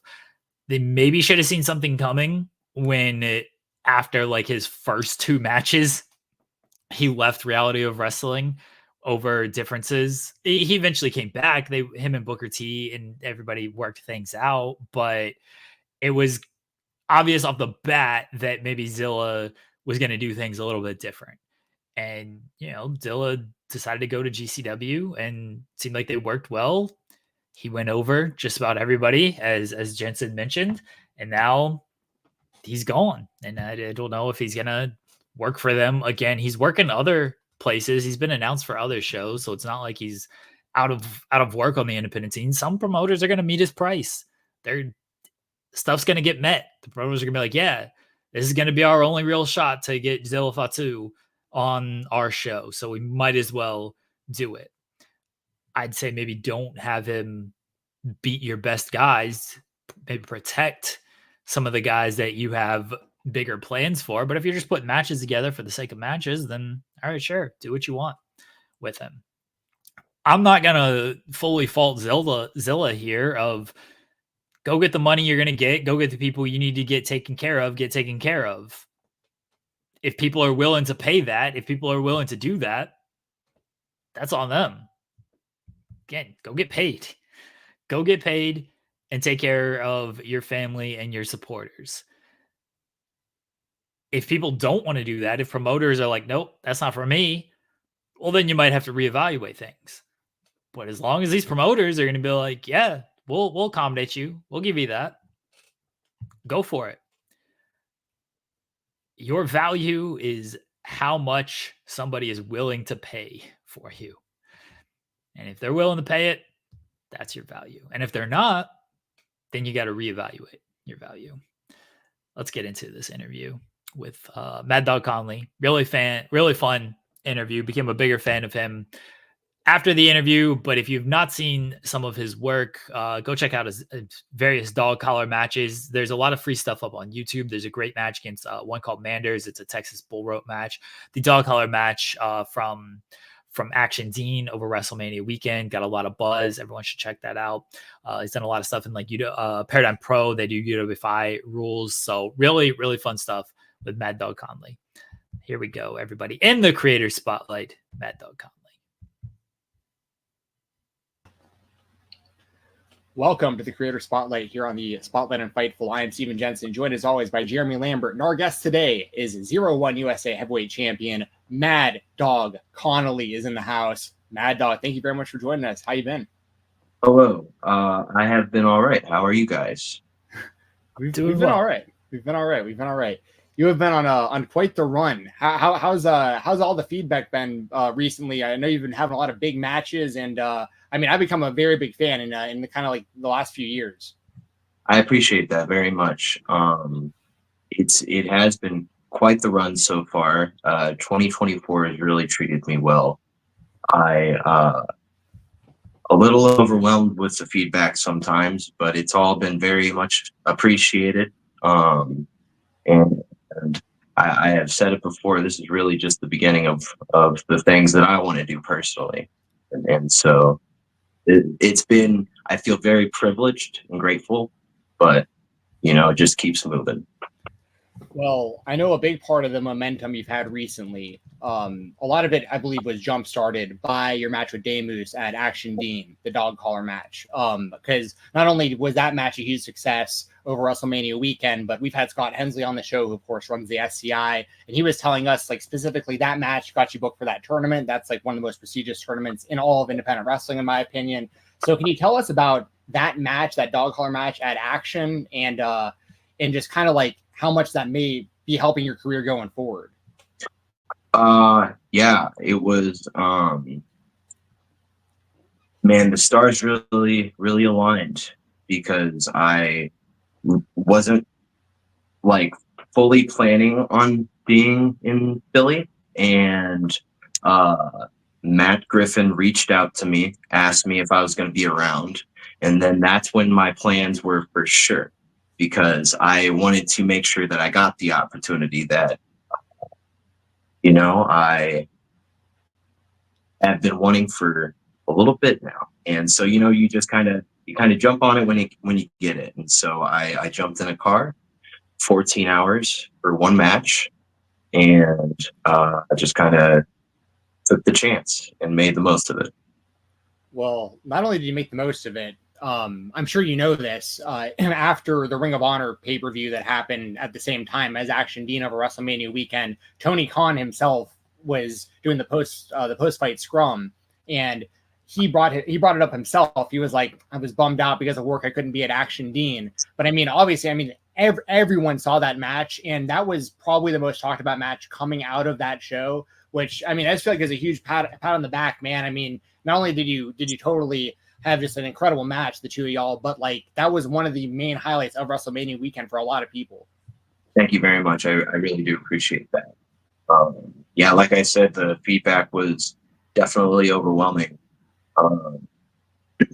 But, you know, sometimes lightning just strikes, and honestly, I'm just very grateful. You know, that's all I can really say about at the end of the day, because there's so much that went into it. There's so much that could have happened, and the way that it all ended up, I just feel very grateful. Go to keep on the match here. You mentioned you weren't booked for WrestleMania weekend. You got a call from Matt, and he was like, "Hey, can you make it?" So when did sort of the match all really come together? So that was Phil Snyder had reached out to me a few months prior to that, I think, and had mentioned the idea of running in New Jersey. And so I had always had that, like, I guess, in the back of my mind. It was an idea, but when Matt reached out to me, that's when I finalized my plans. And then I think Phil reached out to me maybe a month or two later, saying that it was going to be a dog collar match with Damoose. And yeah, and well, we all see what happened. Well, sorry, Jeremy. Quick follow up on that. When it comes to, like, the dog collar matches themselves, because, like, you've been, like, that's, like, kind of become, like, your match, which, once again, another big pat on the back. Like, you're becoming so synonymous with something that also has really high expectations at this point. Like, if it's on the card that Mad Dog is having a dog collar match or a bull rope match or anything along those lines, the bar is very high, for good reason, because these matches have been awesome. What was kind of, like, the mindset of kind of becoming that guy? Because I know you've had a series of matches with Manders, for instance, which have included both bull rope matches and dog collar matches and just hardcore, just being violent between one another. So it was kind of like the line of thinking of, like, being the dog collar match guy and all that comes along with that. There was no real line of thinking. It all just kind of happened. I was given the Mad Dog name. And when I became Conley, it was just Conley. It wasn't until a few months later, when I started working for Paradigm Pro Wrestling in Indiana, that the commentators started calling me a rugged dog, I think or a rabid dog. I'm sorry. Said I wrestled like a rabid dog. And my trainer, Guy Smith, he had recommended that I use the name Mad Dog because I'm a big fan of Buzz Sawyer. And the Paradigm Pro commentators said what they said, and I just kind of rolled with it. And that became very natural. And then a couple months down the line, I started a program with this guy in 01 USA for personal reasons. I will not name his name. And we were chosen to have a dog collar match. And so that's when the chain was introduced. And, you know, the time just started going. I just started having these matches and these ideas proposed to me. And then I just so happened to be in the right place at the right time. And now, as Phil Schneider once again has said, I am the king of the dog collar. I want to talk about your match with Manders and specifically the bull rope match, because I know you guys are meeting. I think Manders still has that booking on October 4th. That's still on, correct? I do believe so. Okay, I know he had to pull out of something not too long ago. I thought I saw that on social media, so I was double checking to make sure this was still on. This bull rope match. Do you really dislike Manders because you were hitting him pretty hard here, and like you guys just beat the snot out of each other? Like I personally really enjoyed it, but this was a hell of a bull rope match. For those who haven't seen it, it's up on the St. Louis Anarchy YouTube, and we've had Manders on the show, and he's fantastic. But you guys like really lay into each other, and I imagine one, there might be some dislike there, but usually you lay into your friends a little bit more than you lay in to anybody else. So just if you could just talk about kind of your rivalry with Manders and everything that it's led up to now coming into October 4th. Well, and I've known Manders, Stephen. I've known Stephen for a very long time. And I think over time, with all of these matches and all of these moments that we've had together, we are now traveling the world, fighting each other. I, on my end, at least, there is some respect, because it takes a very solid human being to make it through those types of matches. And I have been very bloody with him. I have been very battered with him. But to say we are friends is quite the overstatement. And I will not say I am friends with that man. But the respect is there. And we will continue to fight all around the world. I highly doubt Germany will be the last destination. But just the next chapter, next Friday in Oberhausen, Germany. This is just me personally, I don't think you give yourself enough credit, Mad Dog. I know you're saying a lot of this is like right place, right time and stuff like that, which I think that has something to do with it a little bit. But like, have you ever looked at like on cagematch.net, for instance, any like comments that people leave about you or anything like that?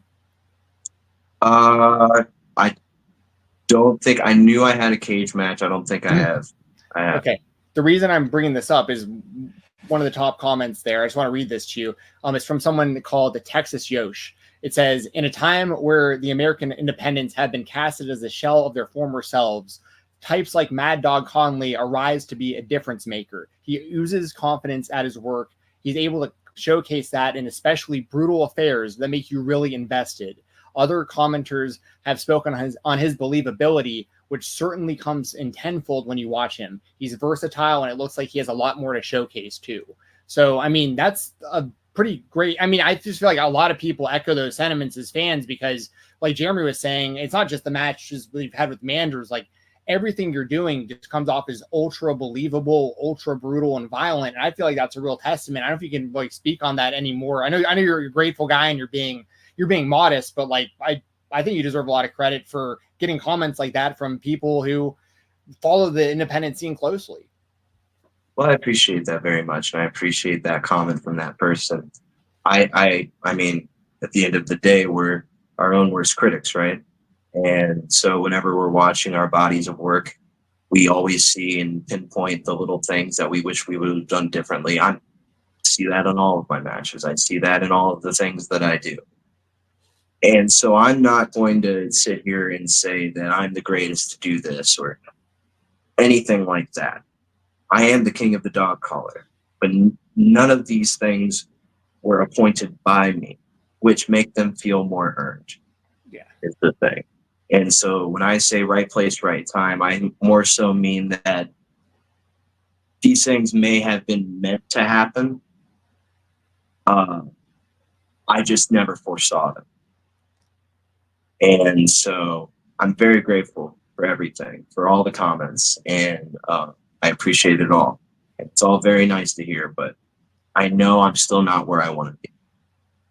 And I know there's, sorry, I didn't mean to cut you off. Oh, no, I didn't mean to cut you off. Continue.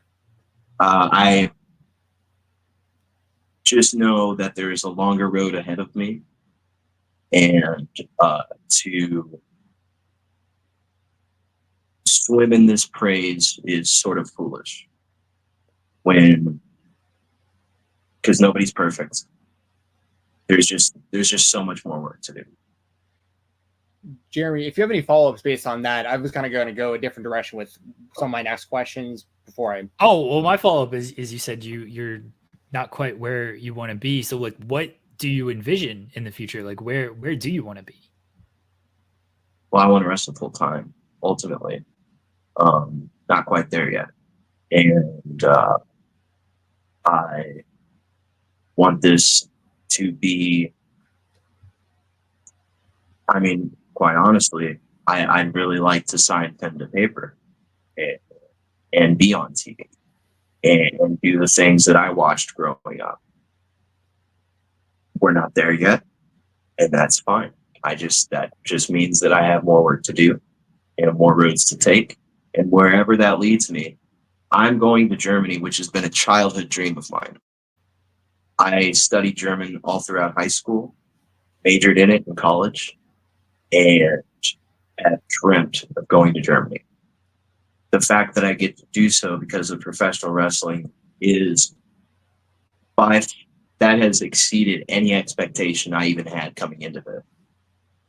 And so now that I've reached that goal, I know what I want my next step to be. And I know that there's going to be more work to get there.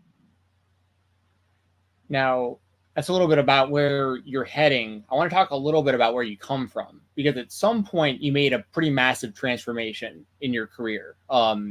Once known as Dan Liplock, which was a complete 180 contrast from what we're currently seeing. You were somebody I knew as would come out doing the striking the HBK pose on the ramp, and I mean, at what point did you make the decision of like, I'm going to grow the beard out, I'm going to 180 this entire thing? Because Dan Liplock was completely different than Mad Dog. So you saw Dan Liplock? I did see Dan Liplock. Incredible. So it was during about when the pandemic hit. At the end of Dan Liplock, for a few months in 2019, I was very burnt out on the character. I didn't know what direction I wanted to head in. I was doing weird, goofy bits in promos that didn't really make a whole lot of sense. I wasn't taking it seriously. And so I didn't see myself in it. And it was harder and harder to be that and to put those tights on and put the crop top on, have the mustache and all that. It got harder and harder. And so I feel like the pandemic kind of gave me the opportunity to take a step back and reassess what my goals were with this, because this has been a childhood dream of mine to do this the way that at the level I am currently doing this on has been a childhood dream of mine. And it wasn't going to get here if I continued to be Dan Liplock. And so I knew I had to make a change, and I had to be myself. And so that's ultimately where this came from. When it comes to the aesthetic of Mad Dog Conley, it's just black trunks. And Steve Austin famously, black trunks, black boots. Like, okay, well, how do I get over with this? You got to give me a mic and everything. Your black trunks, you have no boots. You're going barefoot out there. So what was the decision of like, I'm going to go just straight up black trunks? I think you go like a one knee pad, and then no boots, and just, I'm going to stand out like this. Like, how, again, what went into sort of just that decision to go as almost, I don't mean this to come across negative, but like almost as bare bones as possible with the outfits. So once again, my idea wasn't that. Kind of an idea given to me by my trainer as well. I started with biker shorts and with like brown and black, and had boots, had both knee pads, sometimes no knee pads. Really just depend on if I have lost any of them that day. So some days I would have one, have none, or have both. But ultimately, the biker shorts felt worn to the point of like them being loose, and I knew I had to do something different. And I don't remember what it was, but I just switched to plain black trunks. And the one knee pad is just, I lost the knee pad. I had both, but then I lost one. So now I'm just trying to hold on desperately to the one, and it's on the knee that like almost came off the bone. So I'm like trying to hold it together with the knee pad. The bare feet was an idea given to me by somebody when I was wrestling for Time Bomb Pro in Fargo, North Dakota. And that first match with Stephen Manders actually was my first time wearing no boots in a match, I believe. And it felt fine. I never really had a problem with it when I was going to punk shows back when I was a teenager. There would be times where I'd be walking across the gravel parking lot with no shoes. And so it all just, I don't know, it all just happens so naturally. And some things are just meant to be, you know? Well, speaking of the no shoes thing, I have to ask, because your foot has been in other people's mouths. You have had feet in your mouth. What is that experience like in the moment? It's definitely very unusual. I don't particularly love it. But sometimes, you know, and I think in that bull rope match, Stephen was the one that bit my feet first. Yes. And so that is why I came back with it, because it wasn't cool. He keeps doing it. He either steps on my toes or bites them. He always takes the easy way out. See, this is like why I can't be friends with him, because he always takes the easy way out with this shit. Sorry, I don't know if I can. You can say whatever you want. Yeah. You can say whatever you want. Absolutely. Yeah, But, I'm familiar. I remember Steve Manders. I used to attend sup shows in Nashville. I remember him back when he was Teddy King's lackey, and he was taking the shortcuts with being the varsity athlete. And that was back when Jaden Newman was back when he was JV Newman, before all this stuff going on with TWE. I know you're familiar with TWE as well. We'll probably talk about that too. What were your experiences like, and have they been in a Paradigm? Because I feel like that's part of this transformation as well. I think that Paradigm does a great job as far as like the UWFI style, like the mixed like the mixed rules type matches, and like they also incorporate hardcore elements. Is that a company that you feel like you've really grown like as Mad Dog, and also just kind of your overall experiences with Paradigm? So honestly, Paradigm will always be a second home to me, because of all the opportunities they have given me. I reached out to them when they were doing their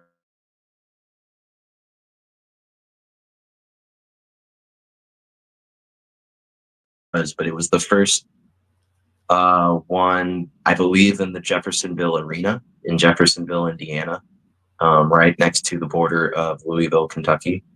And I reached out to them via email. I had sent like a couple matches from 01, I think, a promo shot I had taken on my friend's phone at the academy that I was training at, and highlight reel that I put together overnight. And they had gotten back to me maybe a few days, maybe a week later. And I went so nervous, so scared. And I had 3 matches that night against Lord Crew. I'm sorry, it may have just been 2. Lord Crew and Big Beef, or Beef now. Gnarls Garvin. Yep. Cousin Beef. Right. But it was such a change from what I was used to as far as wrestling goes, because they're these very short matches. And the promoter, Gary Wilson, describes them as sprints. They usually don't last longer than 6 minutes at the most. And it's just going the entire time. And I think that it really helped me understand myself in the ring more and understand what I wanted to do and the like realism that I wanted to show, because there was an element of realism in the work that I was doing before, but I don't think it was to the level of what I was doing, and especially in the UWFI Contender Series. And they gave me pretty big matches against Daniel Garcia and Davey Richards. I stomped them both out. Sorry, I knocked out Davey Richards, but I stomped out Daniel Garcia. And gave me the opportunity to have a group with my friend Beef and my other friend Lobo Okami, and allowed me to be in a locker room where I could grow creatively. And I will always be very proud of the work that I did for them. Yeah, I think I believe it was in Paradigm. You and Dominic Guarini, I believe y'all had a match at one point as well. Yes. Who is another guy that, like, there's certain people that I think are just that fits so well in a situation like a UWFI style. Like Guarini is someone that I always think about in that sense as well. Can you speak any more to either, whether it be Guarini or just like some of these people that you come across on the independent scene who have like the legitimate MMA backgrounds that you get in the ring with? Honestly, I think it's more fun. I am not trained in any of that at all. So there are some situations where I don't know what I'm doing, but I just kind of go for it. And sometimes I feel like it throws them off, but I think that's part of the fun of it, because you get their natural reactions to it, but you also get my natural reactions to what they're doing to me. And so it all feels real, because at the end of the day, it kind of is. And that's a lot of what I feel like me and Dom had, because there wasn't really much that we had talked about or anything. We just kind of went out there and felt it and wrestled and did our thing. When it comes to sort of we're talking about the UWFI stuff, and you saying you don't have the background in that, and then facing guys who have you ever hit someone so hard that in those type of matches that they're like, okay, maybe pull that back? And then on the flip side of that, have you ever hit, like, who has hit you the hardest? Or have there been some in those types of matches or any other types of matches where it's like, okay, either got to give one back or we got to pull back a little bit. Because like when I watch your matches, and I say this as a compliment, like looks like you're really laying them in. And I think that's a very good thing, because sometimes it doesn't look like wrestlers are laying them in enough. But you look like you are brutalizing people with some of these strikes. Well, thank you. Trying to think.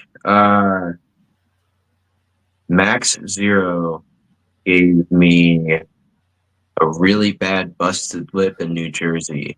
That was a dog collar match.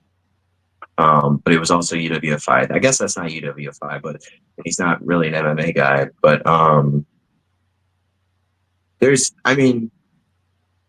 all the types of circumstances where guys are really hard hitting, or where I feel like I'm really hard hitting, where they tell me to lay back, or I tell them to lay back, or some like that. I never really say to lay back. I don't mind it, but I know that other people do, and that's totally fine. But as far as like Jordan Blade has busted me open in a UWFI match. I remember that.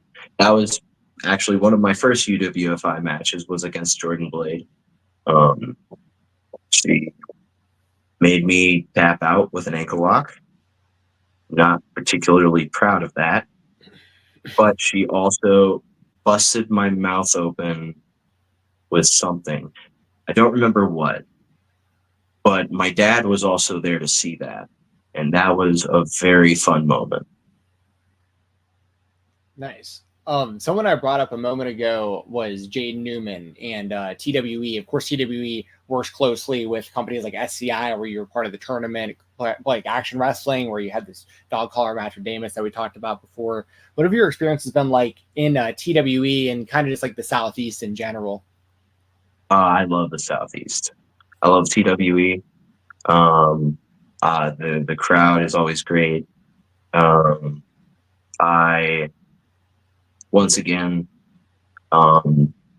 they give me so many opportunities to do what I do and just let me have at it. I remember my first match in the TWE arena was against Adam Priest during Uncharted Territory. One of my favorite matches I've ever had. Adam Priest is very talented, and does not get enough credit for the work he does. And just the things that they've grown so organically in that arena is just very special. And it's really nice also because a friend of mine, Anakin Murphy, is now a regular for TWE. We started together and have traveled so many years together. He was watching me when he was a fan, when I was Dan Liplock. The fact that now that I have moved states away and he has moved a state away, we can still see each other pretty regularly in Chattanooga, Tennessee, is that makes it pretty special for me. That's awesome. I didn't know that you had that history with Anakin. You've been doing very well for themselves, not only in the Southeast, but really branching out all over the place now, which is really good to see. Someone else that's very big in, I'm out of Atlanta, Georgia. So when I say this area, kind of the Southeast area, a man whose retirement match actually that I attended like 7 years ago, and the guy just never stopped going, Tank. You have a couple matches with him in some pretty big spots. What's it like getting in there with Tank, who's kind of like, I see kind of like Tank almost feels like your future self coming back to check on you a little bit, where like I can see a lot of you in him. Well, Tank's the man, first and foremost. Yeah, I don't know. He's had such a long history of doing so much all around the area. I always feel excited wrestling Tank because he's always wanting to he's always wanting to work together. and make the best out of the match that we can. And it's cool to still see that kind of passion at that age after doing it for so long, because it goes for a lot of people. But he's still out there and he's still having fun. And at the end of the day, that's really all it's about. So. Yeah. Do you see your future self a little bit in him? Like, do you see yourself as a guy? Like, I mean, obviously you want to get signed, you want to be, I get that, but like, do you see yourself like old, rugged, just like the dude who's still out there, just like killing it, even at like that age? Yes and no. Because I don't really think that far ahead into the future, to be quite honest with you. I hope that I can still be as positive as Tank going into the future. But as far as, I mean, I want to do this until the wheels fall off. But I can't tell you when the wheels are going to fall off. I want to ask about your experience at DPW, because I knew you just wrestled there in the Carolina Classic, and they've been doing a lot of great things over the past year and really making a name in North Carolina. And then they've started to branch out a little bit more. But what was it like at DPW? Well, it was an honor, and they treated me very well. To be around such talented people, and people who, like, quite honestly, do this for a living. It was great to learn from them and like hear what they had to say and what advice they had to give. And it was just, it's a really interesting and unique environment. And it was awesome to be a part of the Carolina Classic itself. It's just another place. I had never been to North Carolina before, I don't think. And so it's just another place I would never have guessed myself being in at the end of the day. So, did you try any food while in North Carolina? I had gotten what is called a poke bowl. I don't think that's a North Carolina Classic or anything, but I tried that for the first time. That was pretty good. Okay. Next time you go back, if you're into chicken, you gotta hit up Bojangles or Cookout. Cookout is a variety of things. So I live in Memphis right now, so I have both of those. Oh, okay. All right. I didn't realize that both were. I love Bojangles. I love Bojangles. And the Cookout in Memphis is really rough. Oh, but I've had the Cookout in Chattanooga. That is amazing. I didn't realize both of those traveled over to Tennessee, so that's my fault. I'm from North Carolina. I'm now in Ohio. We have neither of them in Ohio, and I miss them every single day. That's about the only thing I miss from North Carolina is the food. Yeah, whenever I was in the Midwest, I did not know what either of those things were until I got down here. So they've got both of those in Georgia now as well. Okay. Because so really all over the place now, which is kind of crazy. It'd be nice if they brought them up north so these people up here can learn what sweet tea is, and I don't have to drown my tea in 30 packets of sugar every time I get it. Are you the kind of guy that frequents places like McKay's when you're in Chattanooga or in Nashville? Like, do you collect stuff? McKay's? Yeah, have you heard of McKay's? It's like a giant bookstore, but they have like toys and video games. But there's one in Chattanooga and there's one in Nashville. So like I know a lot of people that like go both places. Well, I guess so. Since you don't know what it is, it's probably, if you ever want to check it out, it's really inexpensive. Like you go there, you can spend like hardly any money, come back with some books or action figures or puzzles or whatever. But I guess really my main question though really was more so like, do you collect stuff? Are you into like what kind of stuff are you into kind of outside of wrestling? So I was a musician before wrestling, and I played in bands for about 10 years in Springfield, Illinois. There's a very large, it's still big and thriving punk scene up there. and a lot of bands come through there. And I grew up in the venue called the Black Sheep Cafe, founded and run by Kevin Bradford and a group of other people. It ran for about from 2005 or 6 until about 2018, and closed down. And now a new venue is in downtown Springfield called Dumb Records. So I did that for about 10 years. Played in bands. I play guitar. I do a little bit of everything. And I toured for basically most of my college, and played all across the like East Coast and like the Southeast and stuff. In a band called Fear Conan, little emo project I had when I was like 18. And so I did that, really big into music. I watch a lot of wrestling. I watch a lot of wrestling. I watch a little bit of MMA. I go to the gym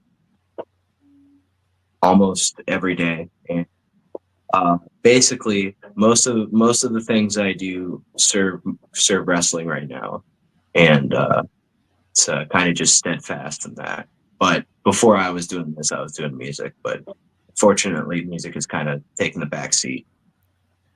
Oh, that was kind of my next question, is how much are you still doing music? And I don't remember if you said, if you did, I apologize. Like, what instrument did you play? So I played a little bit of everything. I play mostly guitar, and I sing and do vocals and everything. I haven't really picked up guitar in a couple months, to be quite honest with you. I have an EP out right now just under my name, Austin Conley. It's on Spotify, called Learn to Grow. That was the last thing I did. And I have a YouTube channel with like a whole bunch of songs that I've written and everything, but it's never been anything that I've seen as like a career. It's more just been for the expression.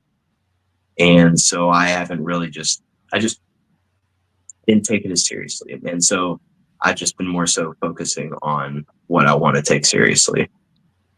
Have there been people you've like bonded in wrestling over your love of this type of music? I feel like people like Dylan Hales and stuff that you're probably around often, or, you know, very into these scenes. So it's really funny. Me and Dylan actually know some of the same people, and from the music scene, specifically because we were both involved in the emo community. A little band called Gas Up Your Hearse.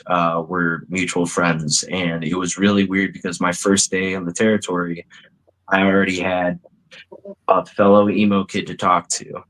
And so, but yeah, I've gotten a lot of like music and wrestling crossover, and it's always really cool to see, because all my punk friends are asking about Brody King, and all my wrestling friends are asking about Code Orange, because they played at the punk venue that I grew up in like 2012. So it's just all, the crossover is always there. It's entertainment, you know. That's awesome. Yeah, I know you mentioned you spend a lot of your time watching wrestling, watching MMA, doing stuff that's going to help, you know, help your wrestling career going forward and everything. Who are some of your favorite wrestlers to watch? Maybe some of your favorite matches to study, and then also on the MMA side, if you have any favorite matches or favorite fights or fighters. So I modeled a lot of my style after Buzz Sawyer. Right. A lot of Ken Shamrock, Mick Foley, Terry Funk, Tim Thatcher has always been a very big one for me. And Boss Rutan actually was like a very big MMA guy for me. I watched his entire Pancrase career back in, because he has it all on his YouTube channel with his own commentary explaining all of the fights. And it's like so interesting to listen to him break down what he's doing, why he's doing it, and all the things he wishes he would have done differently. And it was so important to me finding myself in the ring, I think, watching that series. But I would say that group of people, and there's my favorite of all time, my favorite wrestler of all time is Stone Cold Steve Austin. All time. I grew up watching him since I was 4 years old. I have loved him since, and I will die loving that man. I cried during his last match with Kevin Owens, and I watched it so many times. It's very important to me. That's awesome on the Steve Austin front. Jensen and I both grew up Attitude Era. Jensen buries Steve Austin because he didn't show up and help Cody at WrestleMania, but Austin was. It'll happen this year. The glass will shatter this year. The Undertaker got the spot this year. Got a lot of more respect for the dead man because of that. But I think Austin will have a big moment next year. I was in the stadium for that, and I was watching that live, and I was sitting there. I was really, really hoping that Stone Cold Steve Austin's music, that glass was about to shatter, and we were about to get that moment. And whenever I heard that gong, I screamed, but not because I was excited, but because I was upset. I was very, very upset because I really, really needed Stone Cold that day. Have you seen an Austin match live, like growing up? Did you go to shows? Oh, no. My parents didn't take me to a house show because we had house shows in Springfield. I didn't get to go to one until like 2006, 2008 era. And so he had been like definitely not wrestling on house shows. And I didn't go to like an actual big WWE event until 2017. When I was already an adult and he is long gone. I have never seen that man live, but it is definitely a dream too. Well, I don't know if you're going to be in Vegas for WrestleMania weekend this year. I'd imagine you will be. And, it seems like he might be there doing something. It'll be my birthday. My birthday is April 20th. There we go. That's a hell of a birthday gift then. Well, yeah. And also, I was wondering, I know your tag on social media is 420, and that obviously numbers have multiple meanings. So, yeah. Okay, gotcha. But also it means both of those things. Okay, cool. Samesies for what it's worth. I wanted to give you some more props here. The great shout on Boss Rutan, by the way. That's not a name that gets brought up often enough when it comes to pro wrestling and MMA and like today's current conversations. Sorry, go ahead. So I don't know if anybody has noticed, some people have, but whenever I wrestle, sometimes I write R's on my hands in Sharpie because when he was doing Pancrase, because he was a kickboxer, he wasn't a submission fighter. When he was in those holds, he would write those R's on his hands to remind himself to relax so that he could do the techniques and find his way out of the holds. Which is why I put those R's on my hands to remind myself to relax, because getting worked up and all of that is not going to do me any good, especially in the ring. Yes, that man is a great human being. Years and years ago, back before I even was a part of Fightful, when I was doing my own thing completely, I wound up he let me interview him for literally no reason, and he was like the nicest human being ever. And I just like ever since I was a fan going into it and coming out of it, I was like, anyone who brings up the name Boss Rutan, we're going to make sure to talk a little bit about Boss Rutan. So I'm really, really glad you brought him up today. Not only just because of the wrestling side, his self-defense videos, absolutely legendary. I feel like you can pick up a lot that can be incorporated in your style of wrestling based on even just the self-defense videos. So that guy is the absolute man. Absolutely. I agree. Jeremy? got, I didn't know if you had a follow up before. Oh, dude, yeah. I mean, I could talk like Boss MMA and Rutan. Boss Rutan and these guys all day. Like, I was a big Mirko Krokop fan, so like anytime that I see somebody incorporate a left high kick into a wrestling match, I always LHK left leg cemetery, you know. So I love that old school MMA stuff, and I love that. That's why I love that companies like UWF or Paradigm and you know, really any company that's willing to explore like the mixed rules style and stuff. I feel like there's a fan base for it and not enough people do it. Bloodsport obviously does a great job with it and stuff like that. Do you have aspirations to do like more like Bloodsport and like GCW and stuff along those lines? Yes. So I've worked for GCW once. It was just a pre-show match in St. Louis. They ran Pops and I came through. I was the only one to help set up the ring along with Rob Leach and Jordan Perry from 01. And Jordan didn't want the spot and Rob can't wrestle. So I was the one that got it. I wrestled Alec Price and Yoya and Jeffrey John. I would love to come back. I have not heard anything from Brett. It is what it is, you know. I would love to work for Bloodsport and have my go there. I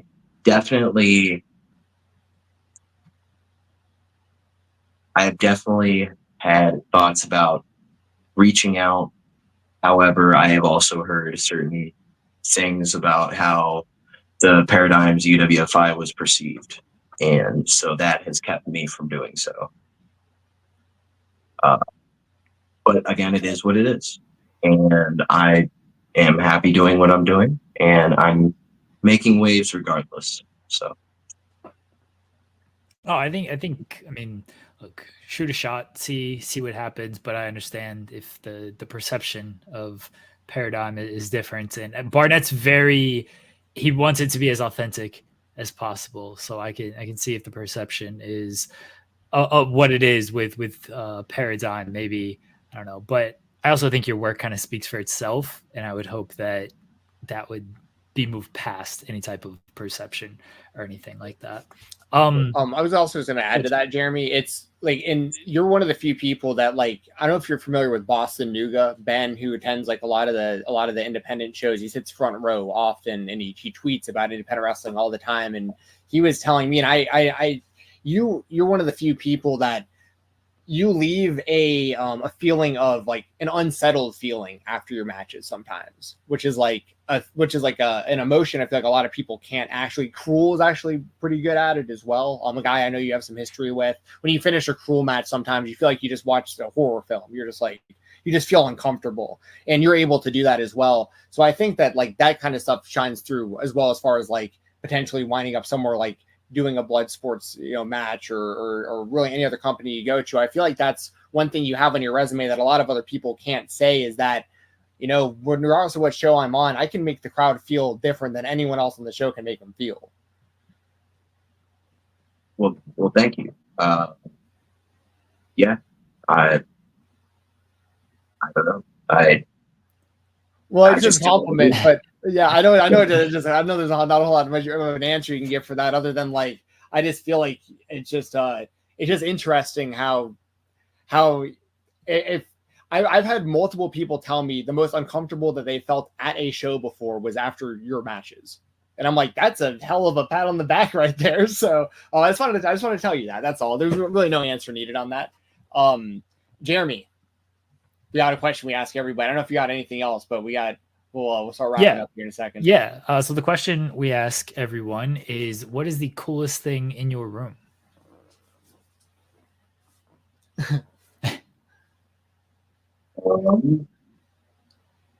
So I'm actually in my room with a lot of my music stuff.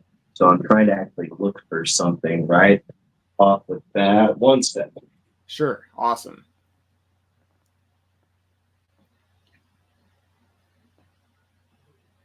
You think he's all right? Let's take guesses here so we can kill dead air. Think it's a guitar? You think it's an album? What do you think? I'm gonna guess it's a ticket. A ticket. A Oh, ticket, maybe a concert frame ticket? ticket or something. Okay. Yeah. All right. It's a good guess. I have no idea. I mean, if you- instrument would be my front runner. I would guess instrument, but since you guessed instrument, I'm going to go ticket. Yeah. I like ticket. That's a good shout. I'm thinking maybe an album. It's good guesses. Yeah. Yeah, I have no idea.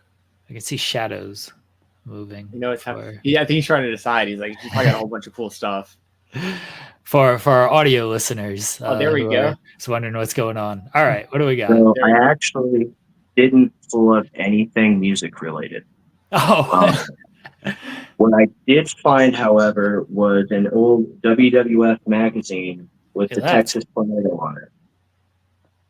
On the cover. Old Kerry Von Erich. That's got to be, I mean, I forget Kerry Von Erich's time, but that's got to be early December 90s, 90. right? December 90. Yeah, there you go. Very cool. That's my coolest thing in this room. Very cool. Any thoughts on did you see the Von Erich movie that came out last year? Yeah. I loved it. I wish that they would have incorporated the other brother, but I understand why. That was strange how they tried to consolidate multiple brothers into the younger brother on the movie, but didn't actually include all of them. That was a little strange. Especially with the picture without the brother at the end. Yeah. And that was a little too much for me, but I mean, it was still a great movie. That last scene really got me, and I just wish they would have incorporated the other brother. But what you gonna do? Yeah, awesome. Well, that's everything that I've got. Thank you very much for your time today. This is a great interview. I'm glad we got to learn more about you. You're a guy who I felt was pretty mysterious, like the way that you come across on the show. With like Jeremy said, the black boots, black trunks. You know, your moveset looks super brutal. You're picking people up, but picking them up in a neck breaker off the floor and just until they give up. I mean, I love the style and I love the believability and it's just cool. I feel like I know a lot more about you now coming out of this interview and I'm an even bigger fan. So thank you for your time, man. Thank you very much, guys, for having me. Yeah, let everybody know where they can find you at. Anything you wanna plug and get out there. So I'm on Instagram, Twitter, and Facebook. Dog Conley. MDCON 420 is usually the handle. Or I have my merch store, maddogconley.bigcartel.com, I think it is. And you can reach out to me via DM or email at austin.conley13@gmail.com for bookings. I will be at St. Louis Anarchy this Friday. In Alton, Illinois, with Annihilation versus the New Guys in Sean Orleans. And then next week, I embark on my journey to Germany.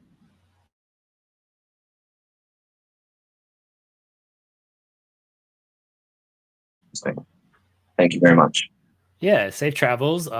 Good luck against Manders. I'm sure that's going to be a hard-hitting, hellacious affair, and I look forward to watching that when it comes out. But yeah, thank you again for joining us, guys. All the links are below where you can follow and check out Mad Dog and keep up with him. Again, thank you for joining us here tonight. And guys, we will be right back here on the Spotlight. We are back. Big thank you to Mad Dog Conley. Hopefully everyone enjoyed that interview, learned a little bit about him. You can follow him on social media down below. His link tree is also in the description. You can click that, go check out some matches, go buy some merch, go support however you can. Best wishes to Mad Dog and everything moving forward. Hopefully we'll get it back on the show pretty soon because there was something I meant to ask and I completely slipped my mind. So that's on me. But I'm not going to say what it was. So that way, I have it for next time. I have it in my back pocket for next time. Guys, that is going to do it for myself and Stephen Jensen here today. We will be back next Thursday with a brand new episode of The Spotlight covering everything in the world of professional wrestling. We'll be back tomorrow. I'll be back tomorrow, 10 a.m. Eastern, in the weeds, myself and Joel Pearl. We will talk about everything from AEW Dynamite to Grand Slam. Since Jensen and I didn't get too much into that, we talked a lot about the Vince McMahon documentary today. I will give more thoughts on the Vince documentary tomorrow. We'll see if Joel has seen it.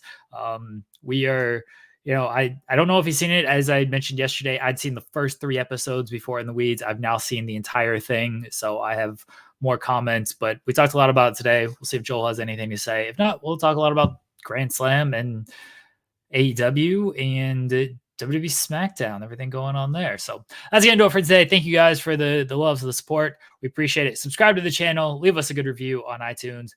We'll be back next week. New episode of The Spotlight. Bye, everybody.